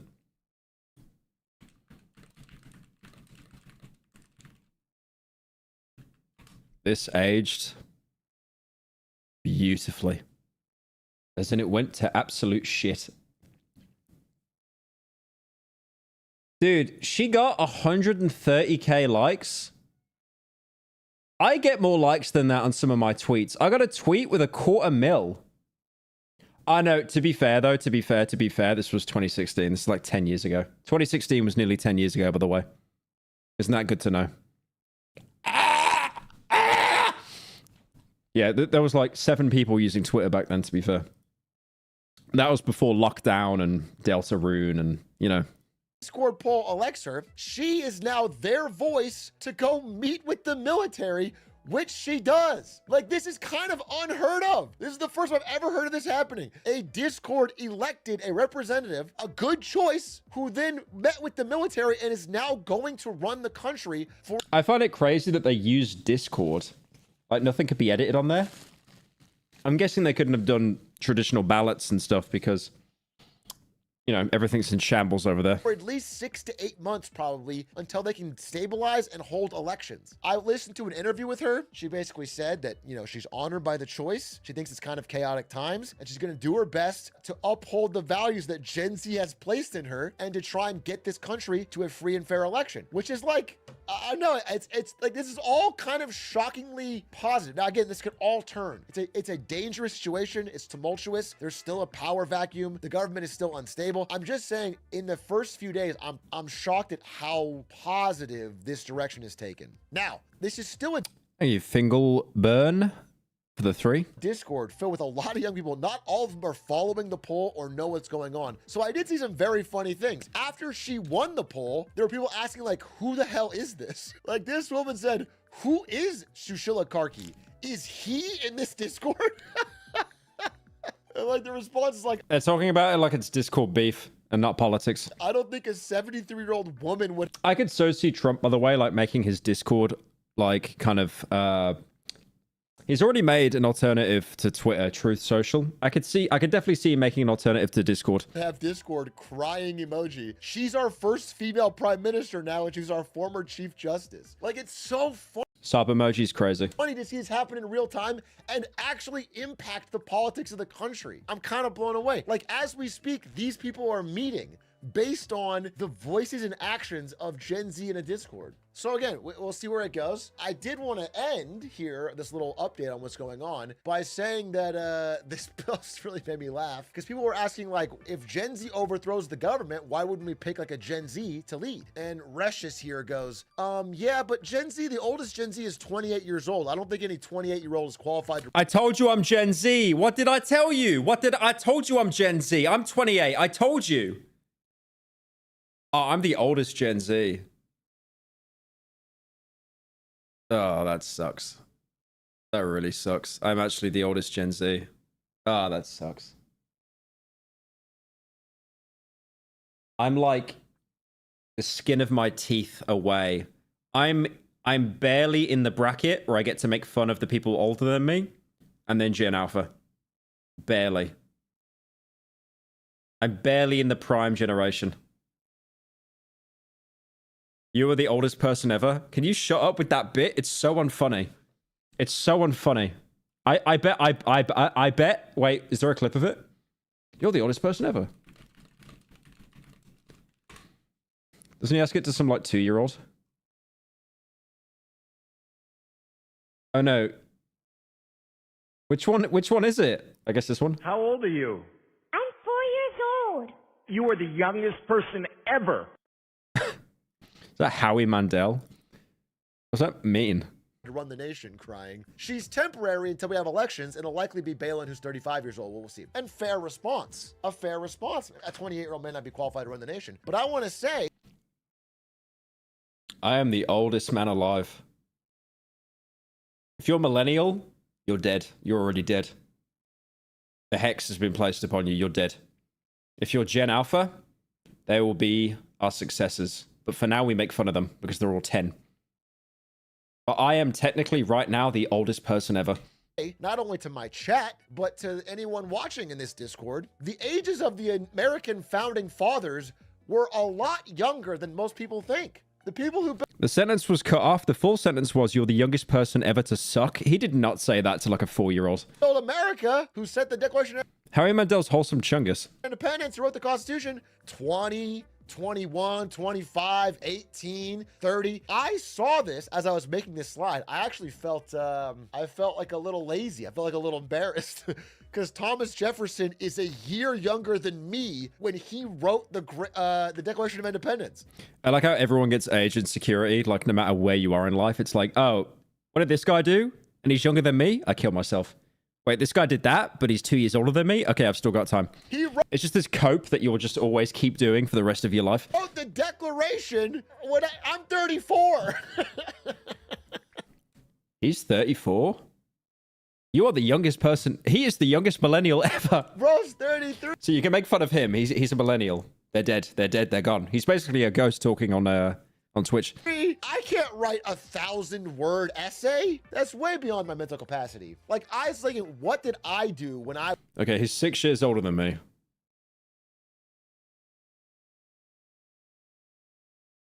But I'm... Okay. But I'm still the oldest person ever. Because I am the last Gen Z.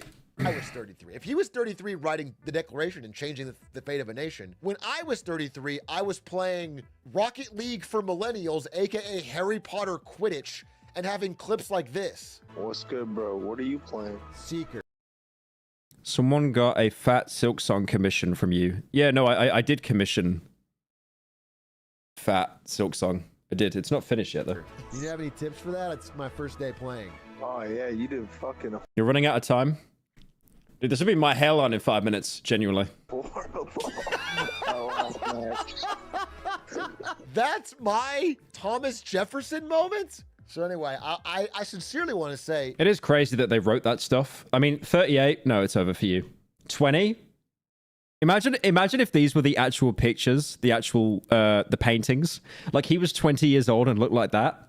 It wouldn't surprise me. Well, we don't know how it turns out. And again, a lot of shaky interim governments have been collapsed before. But what they've done is pretty incredible. In the span of a few days, they have changed the course of their nation, at least temporarily, into one that is more against corruption and has some hope for a positive. Give it up already?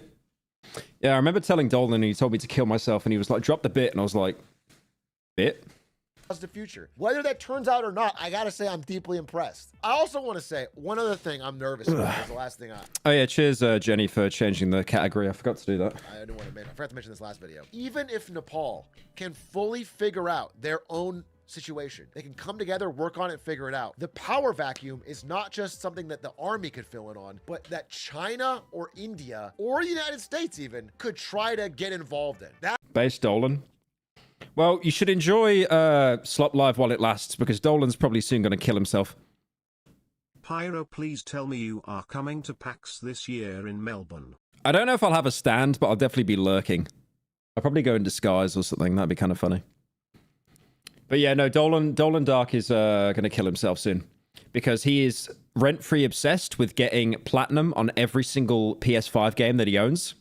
And Hollow Knight Silksong has an achievement for beating the game on Steel mode, which is a game mode difficulty where if you die once, the entire save file gets deleted. And the game is like 30 hours long. And also on top of that, there's an achievement harder than that where you have to beat the game on the Steel mode with 100% completion. Every collectible, every unlock. So he will never get that. He will never get that. Ever. He will never 100% Silksong. He won't get platinum. He won't get all the achievements. He will realize there is no point in living, and then he'll kill himself. That is the scarier part. So enjoy Slop Live while it lasts, because he's not going to be here much longer. All three of those countries have an interest in trying to have influence or control over the future of Nepal, and they might see an opportunity. So again, no evidence of this yet, nothing. And if it had to be one of them, it probably will be India, because they have deep, deep economic ties. But it's just a possibility. It's something you have to keep your eyes open for, because it could happen, and it's a real threat. I'm We should organize the UK election on Discord. impressed with what happened in Nepal. I'm impressed with the Gen Z movement there, and hopefully I can speed up a little bit of how I'm contributing more than just this. Thanks guys for watching. Appreciate it. Based Atriarch. I remember the drama he went through, and then he completely bounced back from it. You know, that was really based of him, honestly. You know, completely admitted fault, cleaned up his act. Then he went overboard as well with paying the companies to try and remove the AI stuff. First, did you actually commission Silksong? Yeah, I did. Unless the artist posts it though, you'll never see it. Unlucky. I'm not doing a clip farm where I accidentally show it on stream. Okay, so Geopold did a video, Charlie Kirk's America. Now, Geopold is a disgusting, dirty soy boy lefty. So we'll see what his takes are on this. And also, he's a lot smarter than me as well. Unless it comes to video games, then I mog him. But with politics, this guy's pretty well versed. Yesterday, a tragic school shooting in Colorado took place. The 158th act of gun violence within an American school in 2025. You probably didn't hear about it though, not just because the 10th of September 2025 was potentially the most insane day for world news ever in history. No, it's actually just boring. It's not a big deal. On average, every single day. 351 school shootings. Bruh, I did not even think the numbers were that bad. I thought it was like 50. 50 at most. In America, a gun is fired within school grounds. Every single... That's nearly every day of the year. Nearly. That's so close. The sad thing is it went down. It actually went down in 2024 compared to 2023, but it's still 300!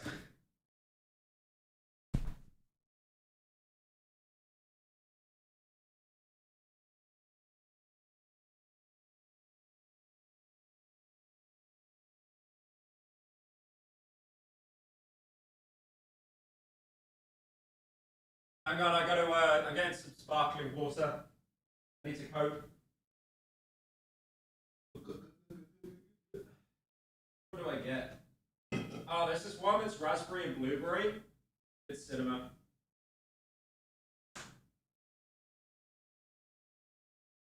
A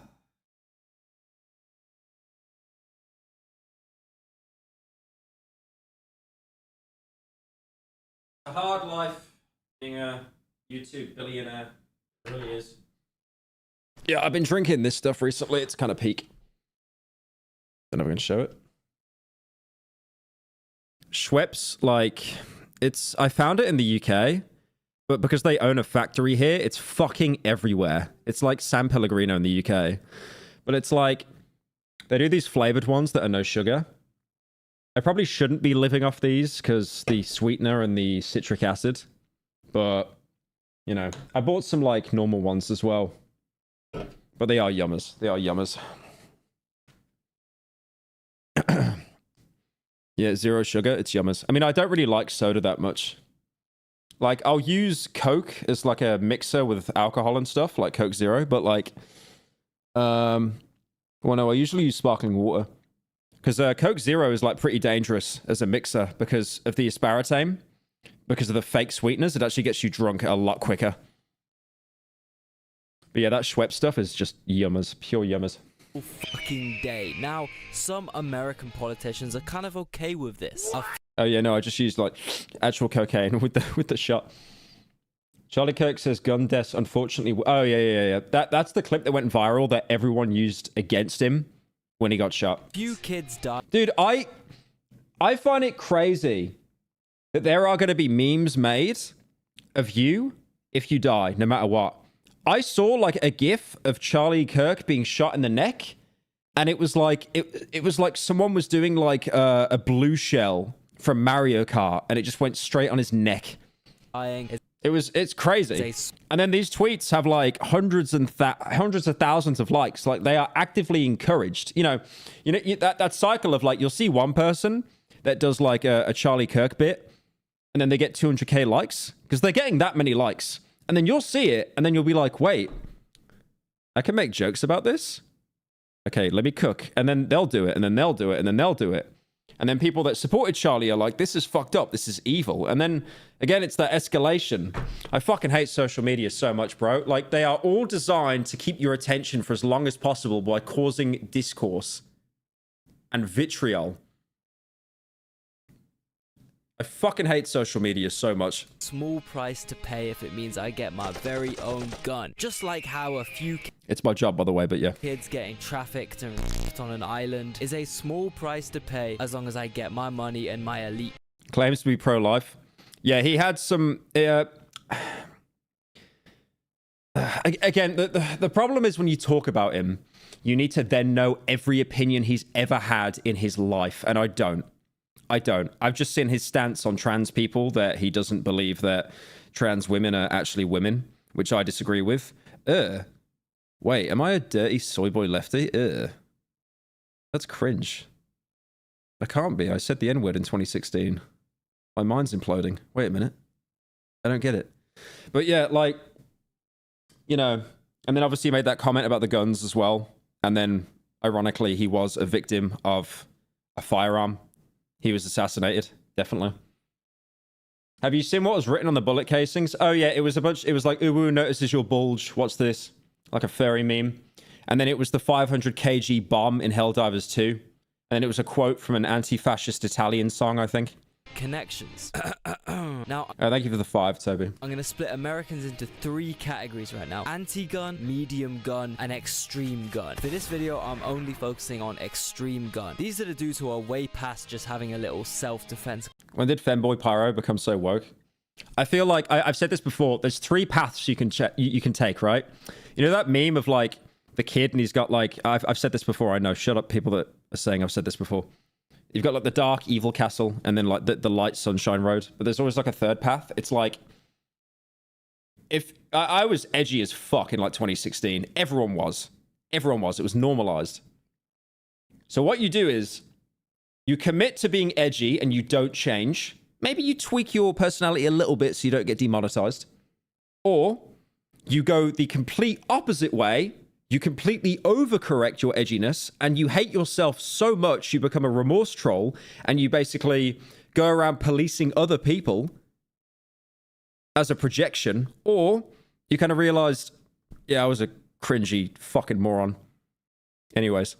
Glocky in their crib. No, the extreme gun guys think like assault rifles, machine guns, basically army gear, weapons of mass destruction should be completely legal and I can't believe FPS Russian was actually American. That mind broke me. Available to any applicable. You learn empathy? Okay, here comes the iDubbbz bit again. Yeah, I immediately saw his name mentioned. Immediately. Citizen. Now, the most popular, most powerful extreme gun advocate in the USA is a man called Charlie Kirk. And I'll play you his justification for the senseless, brutal slaughters that occur due to the lack of gun regulation in America, which he supports. I think it's worth it. I'm so happy that guns aren't a thing in the UK. I mean, they are. Like, I'm from Birmingham. Birmingham was the gun capital of, like, Europe or something. But, like illegally imported. But, like, you see police walking around in the UK, they don't have guns. I remember going to Sweden and, like, seeing police with, like, Glocks, and I was like, I actually felt a bit uncomfortable. I was like, what the fuck? What if, like, a cop goes schizo and just, like, starts firing on people? Like, what? You know, it was kind of like... It was a bit, like... Obviously, like, there's probably a fair few Americans in here that are like, you're a soy boy, who cares? But, like, yeah, it was really, really weird seeing that. I think it's worth to have a cost of... The problem is guns are so ingrained in American culture. It is literally the Second Amendment. You'll never get rid of them. It's impossible. Fortunately, some gun deaths every single year so that we can have the Second Amendment to protect our other God-given rights. Seen many in Melbourne? I haven't seen that many police walking around in Melbourne, I'll be honest with you. I actually haven't. I fully acknowledge and admit. They do that thing that they do in the UK where they park a police car that's empty for like a presence. Oh my God. You know what they did in the UK that was so funny? To stop shoplifting. This shows that we just have no money, man. UK police. They would put cardboard cutouts of police. Look at that. Like, we're fucked, bro. We're cooked. Look at that. You couldn't even get a policeman to, like, patrol, so they just put one... Oh, I can't shoplift here.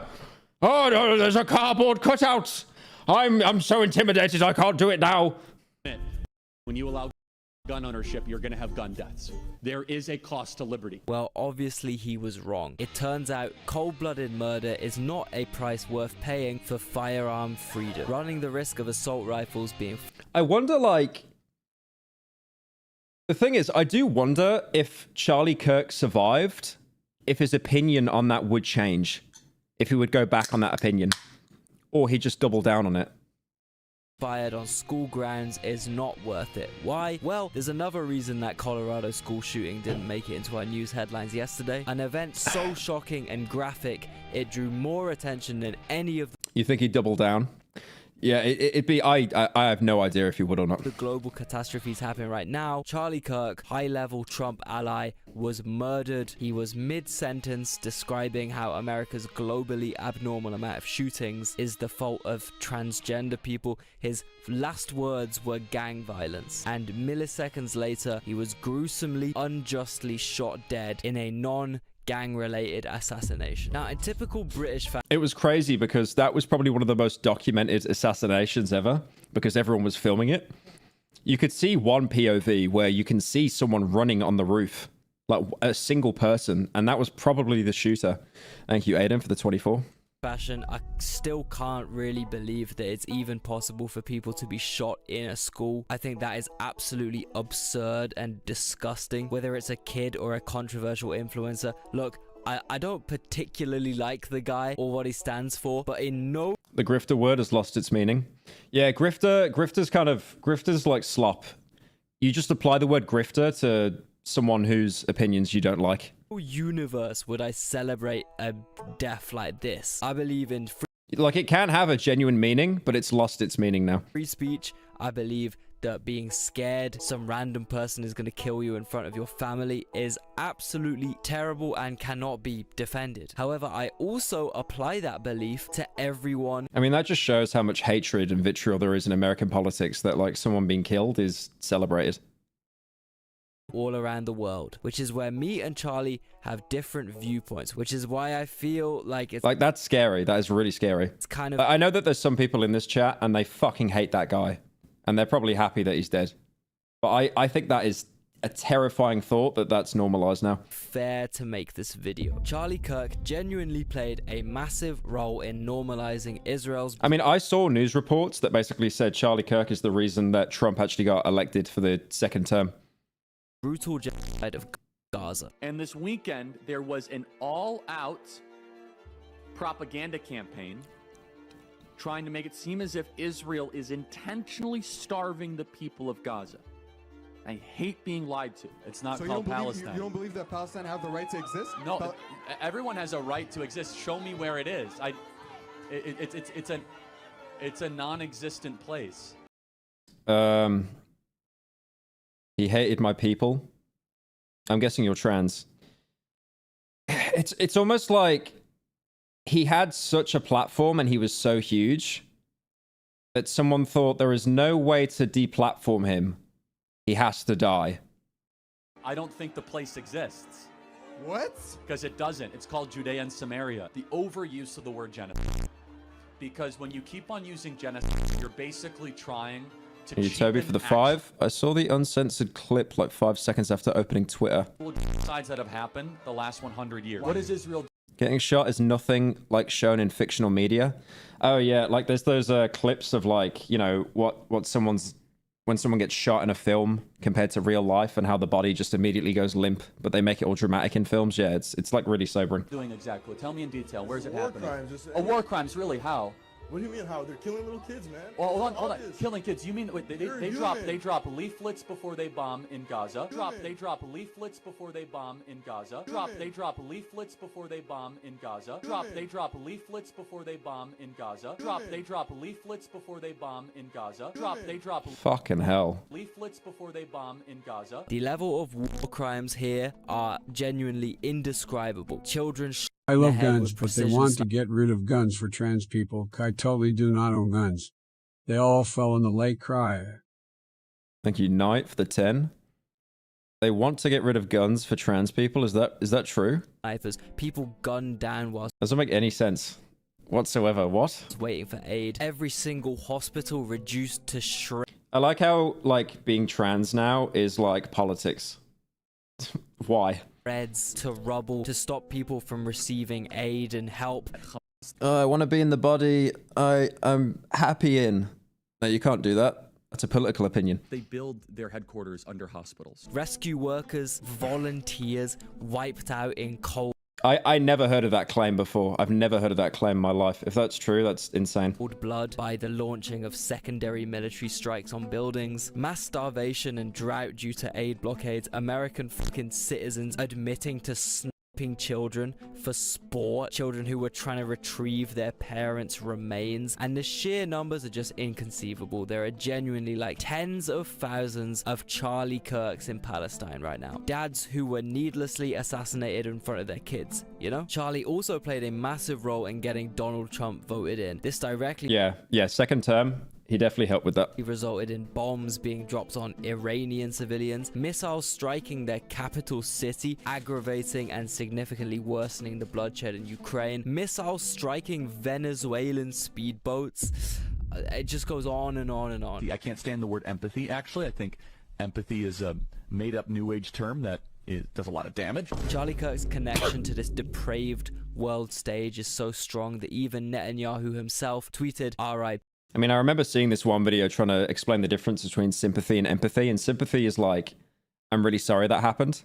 But empathy is like, I can relate to you that happened. The same day he launched bombs on 5 fucking countries just to further destabilize the region in such a tense time. All these people that Kirk co-signed the murder of had families. All these people had hobbies and personalities and lives, but no one cared when they died. No one was spamming Twitter for them. Keir Starmer is responsible for the sort of shit that happens there, because he's put a target on every Didn't Tommy Robertson like flee the country or something? one of us with his smears and I know he got jailed for a bit. lies for telling the truth. Charlie Kirk told the truth. A bullet fired at Charlie Kirk is a bullet fired at all of us.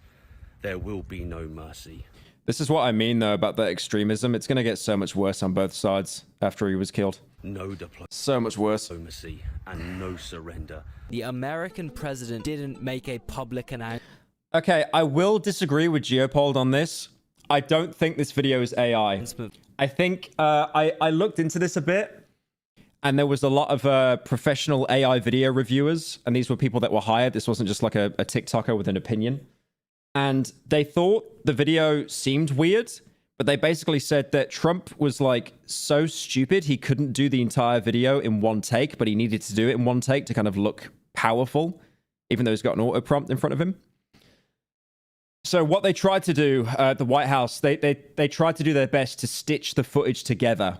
And it basically ended up looking like it was fucking AI because they did such a bad job of it. For them, quite the opposite, actually. They were mocked. And also, no one just went and blindly blamed the right. Say this, Democrats own what happened today. I am devastated. My kids have called panicking. They probably, all the kids of every conservative in the country call panicking. Just because you speak your mind. It's cut together like shit. It looks uncanny. Yeah, exactly. Like, I think one of the AI video professional people or whatever pointed out that you can see the auto prompter in the reflection and stuff like that. AI has a pretty hard time to do because it was just so subtle. But again, like, give it 6 months, AI will be able to do that easy. Mind on an issue doesn't mean you get shot. Then by that logic, do Republicans own the shooting of the 2 Democratic lawmakers in Minnesota? Political. Isn't this on both sides? Are you kidding me? 2 months ago, there was a guy who shot 2 Democrat politicians who was a Trump voter, and the entire right wing started literally posting memes about it or downplaying it by calling the shooter a. You'll have someone on the right that gets killed. You'll have some people on the left that make memes of it. Someone on the left that gets killed, you'll have some people on the right that make memes of it. That's always going to happen. Democrat or something, as if that even mattered. When Nancy Pelosi got attacked, Charlie Kirk tweeted this. It's like, if you're not with us, you are an enemy. Implying that the whole attack. I'm not saying that's everyone on the left and that's everyone on the right. Obviously, there are going to be people that don't have that opinion.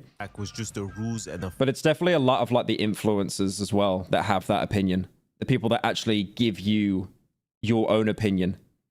Because, like, you are who you are because of everyone, right? Like, the media you absorb shapes who you are. So if you're watching someone on, like, either the left or the right that's pretty extreme with their takes, that's eventually going to spill into your opinion, you know?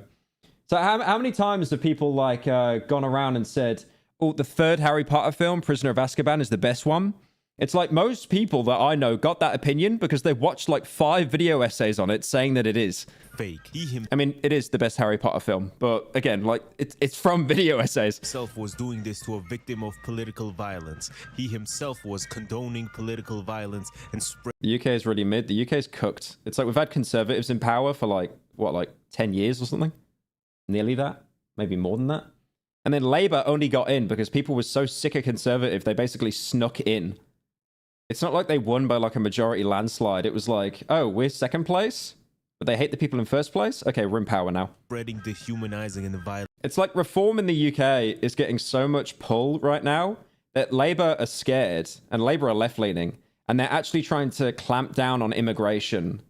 They're trying to like almost mimic reform to hope that they don't lose the next election to reform. Violent rhetoric. He was not really important. He was a cog in the right-wing propaganda machine that has worked day and night spreading dehumanizing and violent. Thank you, Knight, for the 10. Poo-poo, pee-poo. Rhetoric. One of many, honestly. Charlie Kirk was nothing more than a political... That was so stupid. I mean, he was definitely on ketamine doing that, but like, come on. Puppet used for saying the worst things humanly imaginable with no actual opinions of his own, really. Only the administration's. Young people need to get I always vote Lib Dem. Yeah, they'll probably win in like 300 years or something. married. I just always, I'm not educated enough to vote on a party that I support. Because again, it's like, the problem is, if you talk about politics, if you don't know every single study, every single gotcha moment, you're not allowed to talk about politics. I will happily admit that I don't really like to talk about politics because I'm a fucking moron. I only know little bits and pieces. But like, what I usually do is just, I end up voting like Green Party, which is the equivalent of a wasted vote, because they'll never get in.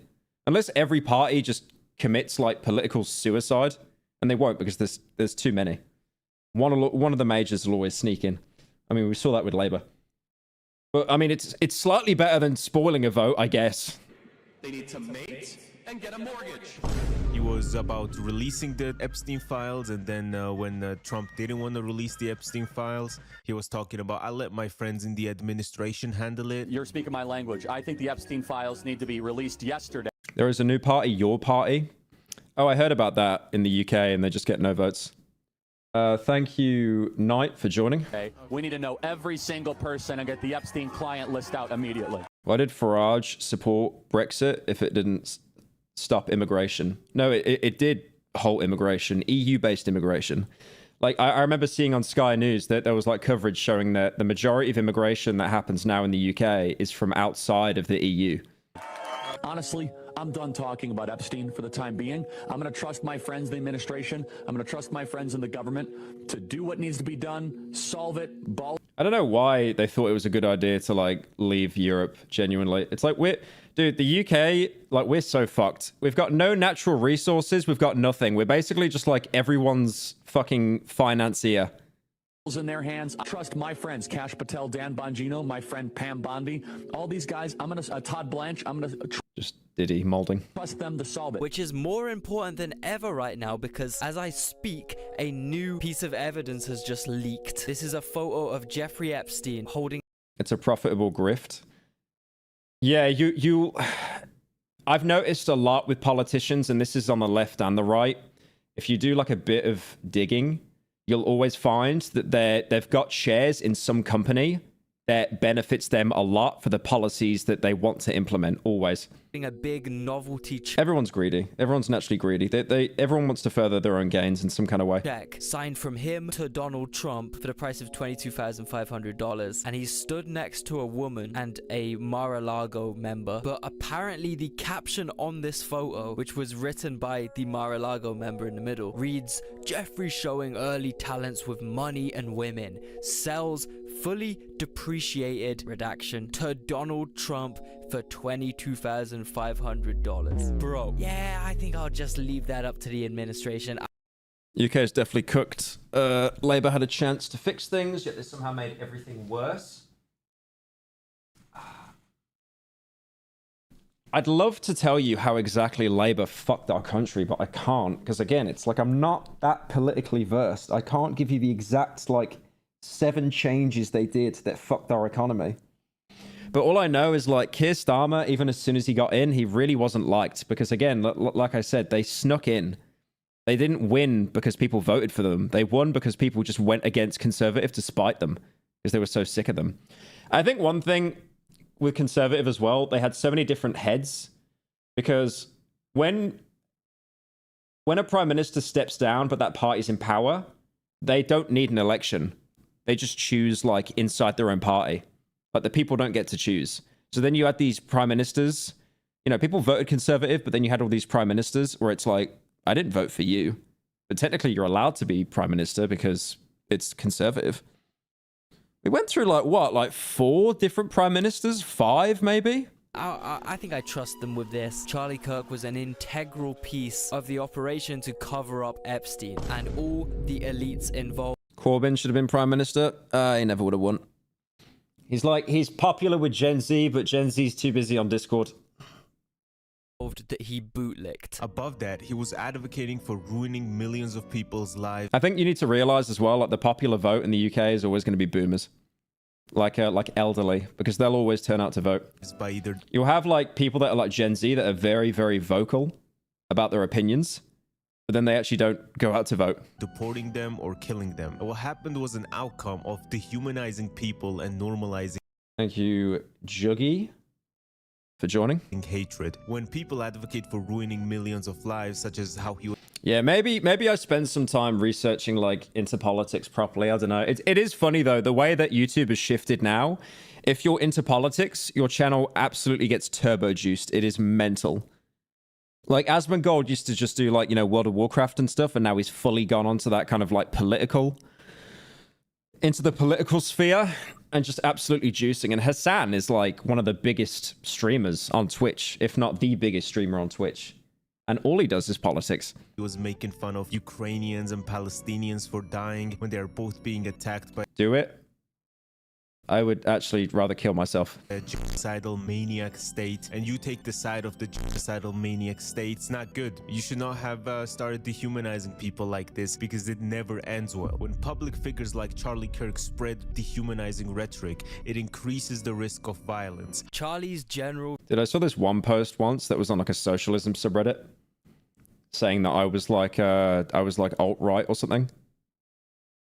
I think it was like a clip of the To Be Honest podcast with like me and Colossal and Dolan, and I was like, you are so mentally ill. It's actually unreal. Views on violence are actually If you're not with us, you're against us. Insane and extremely twisted, in my opinion. I swear even the comments were like, you are literally clickbaiting. Like at no point did Pyro say anything that was like giving that inclination. I'm gonna read you off a quote he actually said with his own mouth. Death penalties should be public, should be quick, it should be televised. I think at a certain age, it's an initiation. What age should you start to see public executions? Then one of his fellow panel... I mean, even like the death penalty, for example, that's a weird one. That got abolished in the UK, I think in the 60s or 70s or 80s.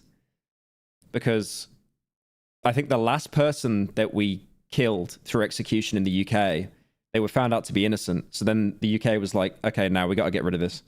Yeah, I've always found the death penalty weird because it's like, you have people that are horrible, untreatable, unfixable people, and they're basically just taking up taxpayers' money and space in a prison for the rest of their life. But at the same time, if you have the death penalty, you will have people that are wrongly convicted that will be killed 100%.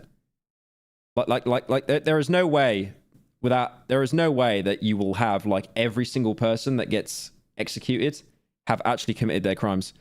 I mean, in the UK, again, like they realized they fucked up. They killed an innocent person. So then they're like, okay, we won't have it anymore. Members said, I think maybe age 12, 6. I think the death penalty is okay if it's 100% no question, period, no matter, period, recorded. If it's recorded. Grade. I mean, yeah, it's like if you have an insurmountable amount of evidence, but what is insurmountable? So when you are old enough, and then like you could have a recording of it. What if it's AI? I mean, it wouldn't be AI, but like I don't know, man. Shit's getting scary now. Charlie said, "I think it should be taken in a holy way." What? saw this news headline, I thought it was a Still using EDP clips as well. joke. How could it not occur to Charlie that something like this was eventually going to happen? Advocating against Palestinian civilians getting bombed to by Israel. I mean, children watching public executions, that's just going to normalize them to violence. Where this is the 21st century, we can see what Israel is doing. We can all see the videos of dead babies that were blown up. We can see the people being burned alive. And Charlie was advocating for the fire, saying schools should teach kids about critical race theory, saying if I... This is why I don't really like to cover politics, because it does just make me like insanely sad about the state of the world. Like, I guarantee people like Hassan and Asmongold, they are not happy. Like, the amount of media they consume that is just bad news. Like, they eating good. They got tens of millions in the bank. They eating good. But like, I swear the mental drain that must have on you over the years would just make you like just a husk. See a black pilot, I'm going to be like, boy, I hope he's qualified. Because we've all been in the back of a plane when the turbulence hits, or when you're flying through a storm and you're like, I'm so glad I saw the guy with the right stuff and the square jaw get into the cockpit before we took off, and I feel better now thinking about that. No, I mean, like, you want to go thought crime? Like, I'm sorry, if I see a black pilot, I'm going to be like, boy, I hope he's qualified. What were you thinking, man? Being racist against Mamdani for being a Muslim to the point where even a Fox News commentator told you to take it down because it was gross and Islamophobic. Literally yesterday saying Islam is the sword the left is using to slit the throat of America. You were a spokesperson of an ideology and administration that's ruining families by deporting them or blowing them up, and also advocating for ruining the lives of women. Out of respect for his family, I am not gonna play the clip of him describing a hypothetical situation about his daughter. You probably know exactly what I'm talking about already though. But in my opinion, what he said was absolutely unthinkable. I would literally rather launch my... Yeah, it's like when I make like my main channel videos and stuff, I kind of use that as like a bit of a creative outlet for myself, like a bit of escapism. Like I'd never replace that with just like being a political Andy. ...self off the top of the Empire State Building than ever utter such words, especially about someone in my family. Like, bro. Misogynistic, racist, and genocidal. This was a very harmful rhetoric Charlie was spreading and normalizing and dehumanizing everyone who was not a Christian white man. I was a kid when Russia invaded my country, you know, and to hear this guy defending them, I obviously have a reason to dislike him. But never have I ever advocated for a genocide of Russians like Charlie did with Palestinians by urging people to support Israel, saying that Ukraine was responsible for 1 million dead and not Russia. This is just victim blaming, and these people you advocated against will never be as rich as you, will never have as much privilege as you, and will never ever be as influential as you. So for you to use your huge platform to kick people that are already down was very harmful. These were minorities and poor people you were advocating against. I know he had a family and I feel bad for them, and so did all these Palestinians, Ukrainians, and immigrants that have been deported by ICE have also had families. It gets to a point, man. Like, I just saw a tweet from a pod. Yeah, when I see footage like this, it always makes me realize how privileged I am to like be born in a first world country. Like, actually won like the life lottery there. It's mental. Caster saying, I have no words. I don't understand how to live in a world where someone would take a father away from his young children. This is why I think if people immigrate to like a wealthier country and they get an opportunity, I think that's fine. But at the same time as well, I think the government should be able to support that as well. Not just accept, like, you know, as many people as possible and then not even give them the support. There has to be a balance there. Children for having a different opinion. This man, this podcaster, has previously had Netanyahu on as a guest. The double standard here is crazy. You should have been asking him that, maybe. It's actually about 100,000 times more important to ask Netanyahu that question, is it not? I hope his death is not used as a way of enforcing his entire ideology, and I really hope the current administration does not turn him into some sort of hero and instead takes the measurements to enforce strict gun control laws so a thing like this does not happen again, and also so that so many school shootings and mass shootings can be prevented. But I know Trump is not gonna do that. He's gonna come out tomorrow, say, I'm making being a leftist illegal. everybody's going to die. But The horrible irony of this situation is bulletproof vests. I wonder who's actually going to be president after Trump. I do wonder that. I wonder what the polls are even going to be like there. Didn't There's going to be so much discourse over that. save Charlie. Security didn't save Charlie. All the measures on Earth could have not saved Charlie. There was one potential thing that would have saved Charlie Kirk, though. It is gun control. He was shot in the neck by an assault rifle. There is genuinely no way to stop this from being fatal, apart from gun control. Simple. There's always going to be someone with evil, horrible intentions wherever you go on the political spectrum, or wherever you go from state to state or country to country. So just trusting any adult with a warfare. I think it's crazy that if that happened in the UK, you could have had someone that would rush like a political speaker with a knife or throw like battery acid on them or something like that. A grade firearm is just lunacy. And unfortunately for him, Charlie Kirk played a vital role in assisting the most gun-friendly president of our lifetimes to take control. You only watch lefty content? Well, I met Geopold in person when I was in Birmingham. He's a really nice guy. So Charlie Kirk normalized and ungrudgingly spewed out pro-gun propaganda constantly, and his death is a direct... I mean, again, I don't agree with everything he said in this video, but... direct result of those policies he held so dear to him. Nigel Farage, Britain's far-right politician, has responded to his assassination by calling it a dark day for free speech. I completely agree. Today, free speech has been completely violated by the people who allowed murder weapons to be accessed and used to shut down free speech. Do you really think that it's any coincidence that this happened in Utah, arguably the state with the least restrictive gun laws? No. If the state had had stricter gun restrictions, it's pretty unlikely this assassin would have... What do you disagree with? I mean, it's not really that much of a point, to be fair, but the bit where he said the Trump video was AI. Been able to access such a precise, high-grade, professional weapon, which allowed them to hit Charlie's throat and guarantee a fatality. All the security in the world, all the bulletproof vests in the world wouldn't have saved Charlie. In Utah, you don't need permits to carry a weapon. They have I just, again, like, I know I've already said this, but I just think it's really scary that we've reached that political extreme where it's like, if, you know, this person hates me, this person isn't representing me, this person is against me existing, this person can't be deplatformed, so the only thing I can do now is kill them. Extremely loose background checks. There is no mandate to ban weapons on college campuses. What? Here in Utah, we allow for the open carry of weapons on... I don't think changing gun laws in Utah would have done anything, seeing that you can just bring a gun in from a different state. On college campuses. Our legislature changed the law just a few months ago that would allow anyone who has a concealed carry permit to openly carry... 200 yards, 200 meters. 200 yards is under 200 meters. Yeah, I saw a gun expert basically say that, like, the guy that did it, like, was not a professional. And if the suspect is actually that Tyler kid, then, yeah. They were saying it was not a difficult shot to make from the distance. Carry a weapon, whether it's a pistol or a rifle, on a college campus if they're over the age of 18. What did they expect? The only possible solution which could have prevented this awful attack is gun control. However, Charlie wanted the whole country to be like Utah, with extremely lenient gun restrictions. Charlie Kirk died above us. Yeah, I don't agree with the gun laws, but again, I'm a UK, I'm a Europort, so it's just a completely different culture to me. Sign saying, prove me wrong. Like, dude, with how much crime there is in, like, London and stuff in the UK, could you imagine if guns were legal?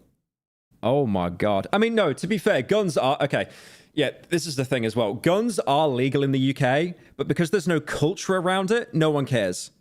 You can own a gun in the UK. The thing is, when the IRA were, like, bombing us and we signed the Good Friday Agreement so they'd stop, Northern Ireland, no. Ireland are allowed to have pistols as part of the agreement, concealable pistols. We can't. In the UK, you cannot have a concealable. You're not even allowed, like, a switchblade or, like, a concealable knife. So you can't own a pistol.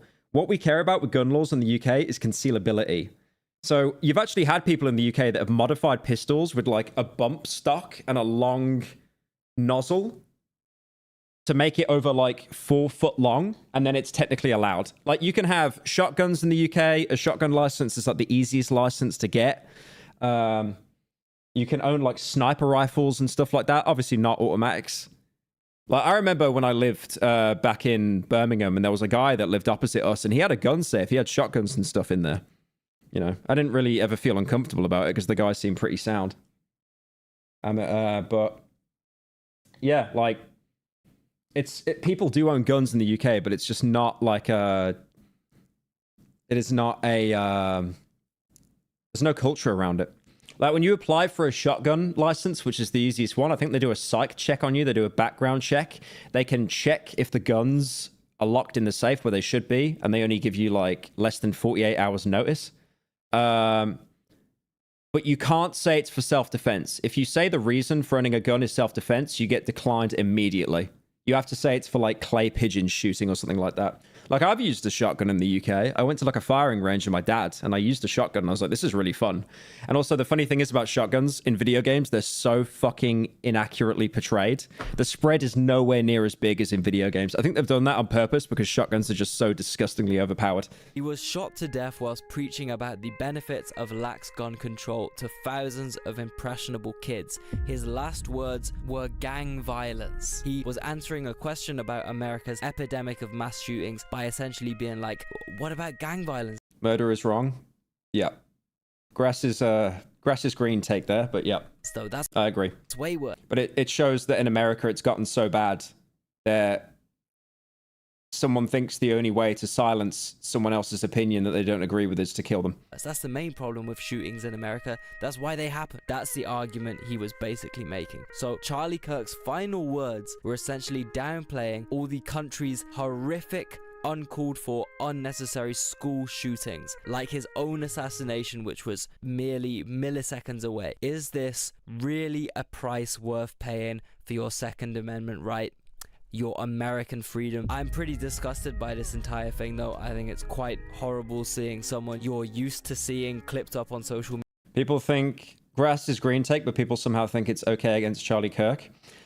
Because the political debate in America has gotten so bad and so extreme.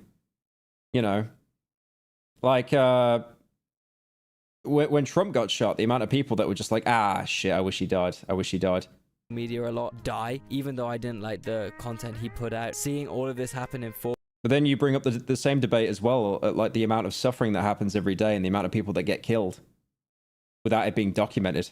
Okay, it really highlighted. I just think social media has fried all of our brains, genuinely. Just like dopamine is completely fried. We're just consuming content.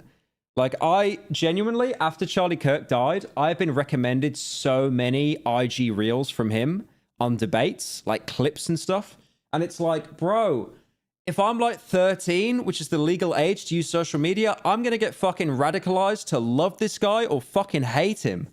How it's a fucking self-fulfilling prophecy. Barbaric and gruesome and soul-crushing gun violence is. Not only for him, also for all the people that were my age who watched it happen in person, but also for all the people in war zones, for example, Gaza. You know, I mean, technically we should be feeling like 100,000 times the amount of horror when looking at videos from Palestine versus Charlie's death. I just really hope this can open up some Westerners' eyes to the horrors our governments and our ideologies are sponsoring around the globe, and I really just pray some Americans can see, even if we disagree on other things. We should talk about the school shootings. Oh yeah, that's the problem. It's been so normalized. Like, what was the last school shooting in the UK? Was it the Dunblane shooting in Scotland? Last UK school shooting. Was it Dunblane? Yeah, Dunblane. So Dunblane happened in like, this is before I was born. This was like 96. And it was someone that went into the school. 43-year-old Thomas Hamilton killed 16 pupils, one teacher, and then he killed himself. That's the last shooting we ever had, and that was before I was born. It just shows how different our culture is. I mean, we love to suck off America, don't get me wrong, but like, Public debate centered on gun control laws, public petitions to ban private ownership of handguns. There we go. There we go. Yeah, that's why we can't own handguns anymore. I mean, you can own a handgun. Let me see if I can find one. Legal UK handgun length. It's as long as it's not concealable. Someone, yeah, look at that, bro. What in the war zone is that? Look at that bump stock. So, because it's got the suppressor and the stock, that's technically legal. But that's not a foldable. That's not a foldable, by the way. I mean, you could say that someone could just deattach it and then go and shoot people. But still, like, that's just... I do like that. I have... UK police, I have my metal rod on the gun. I have my long metal rod. Is it legal now? Yes. Yeah, I do love that though. Like if it's a long gun, if it's like got Warzone attachments, it's completely fine.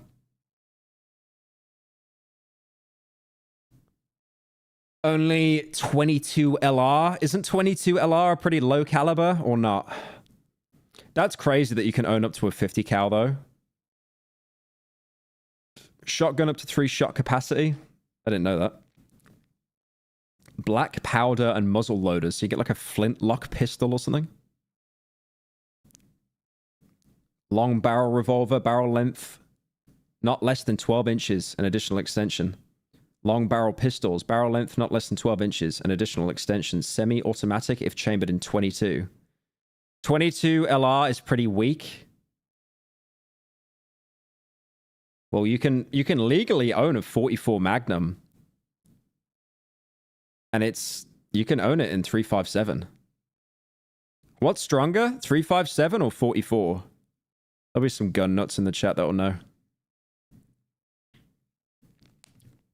Dude, I remember like going to a store to look at guns when I went to that shooting range because you could buy them. Obviously, you need a license and stuff. But it was like it was like $2,000, £2,000 minimum for a shotgun. It was crazy. 357's more powerful.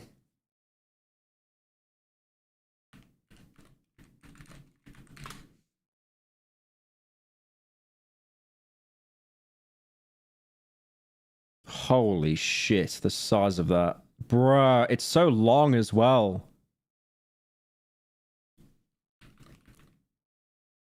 What's the size of a 50 cal? Holy shit. Like, that's legal. That's legal in the UK. That's mental. I like how this gun that they're showing off... Oh, it's manual action. Okay, so it has to be like a single shot and then reload. Okay. Is that the fucking M1 Garand? From like COD World at War? It's like you can own a gun, but it has to be from World War II. Me and you, maybe we can meet in the middle here and agree maybe assault rifles shouldn't just be allowed in anyone's hands. I don't think that that's happening in any other country. I think that you would have to go to a very desperate third world nation before you're seeing this level of violence on a daily level. I mean, the day before, we were thinking about doing a video of the guy that walked into the train and just slashed some woman. The Lee Enfield. And walked out. This is 0 day. Oh. The M1 Garand is American, that's right. Sorry. I just like that gun because it makes the little ping and the magazine ejects. Days and counting since last senseless... Okay, all the gun nuts have came out. Sorry, guys. ...political death. I count the other one as political. This one, I mean, shot under his banner that says, "Prove me wrong." I guess they did with physics and bullets. This, I can already see it in the commentary, is coming out as yet another... Oh, this video is depressing. Oh no, I feel like shit after watching it, genuinely. Charlie Kirk got... This is why I'll never get into politics, unironically. ...owned in this debate. What do you think that you're accomplishing with this?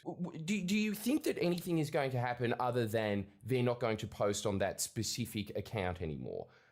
Bro said magazine when it's a clip. Okay, gun nuts, I get it.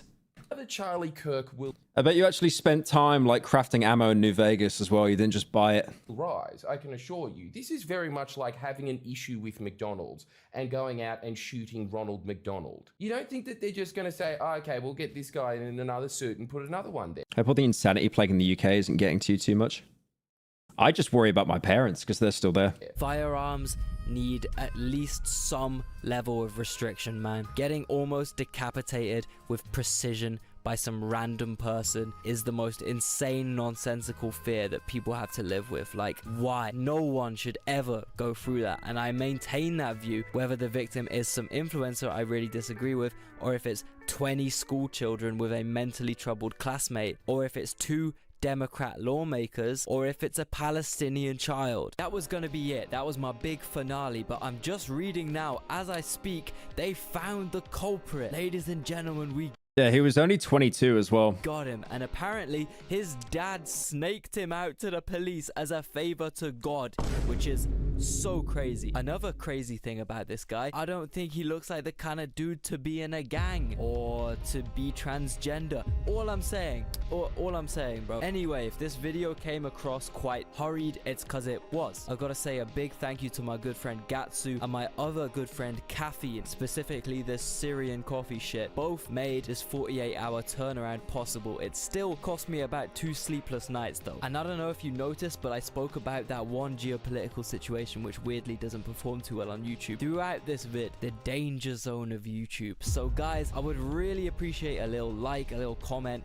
hit any of these. Yeah, I just saw loads of people arguing about the like Charlie Kirk's killer, about what his political leaning actually was as well. These damn buttons, bro. And you can help this video flourish in the algorithm. And I'll give you another reason to subscribe as well, okay? My big goal is to ratio Netanyahu by 10x. I mean, look, if you made it to this point of Only 70k subs, it's over. the video, it means we probably collectively share a hatred for this man. So let's defeat him together. And also, my final nugget of wisdom for you guys, yeah? Are you a musical genius like this man, Charlie Kirk? Modern music is complete filth and garbage. Anything that has been published in the last 10 years. Well, if so, have a listen to this outro music, man. I'm putting you on. But most importantly, stay safe, guys. Peace.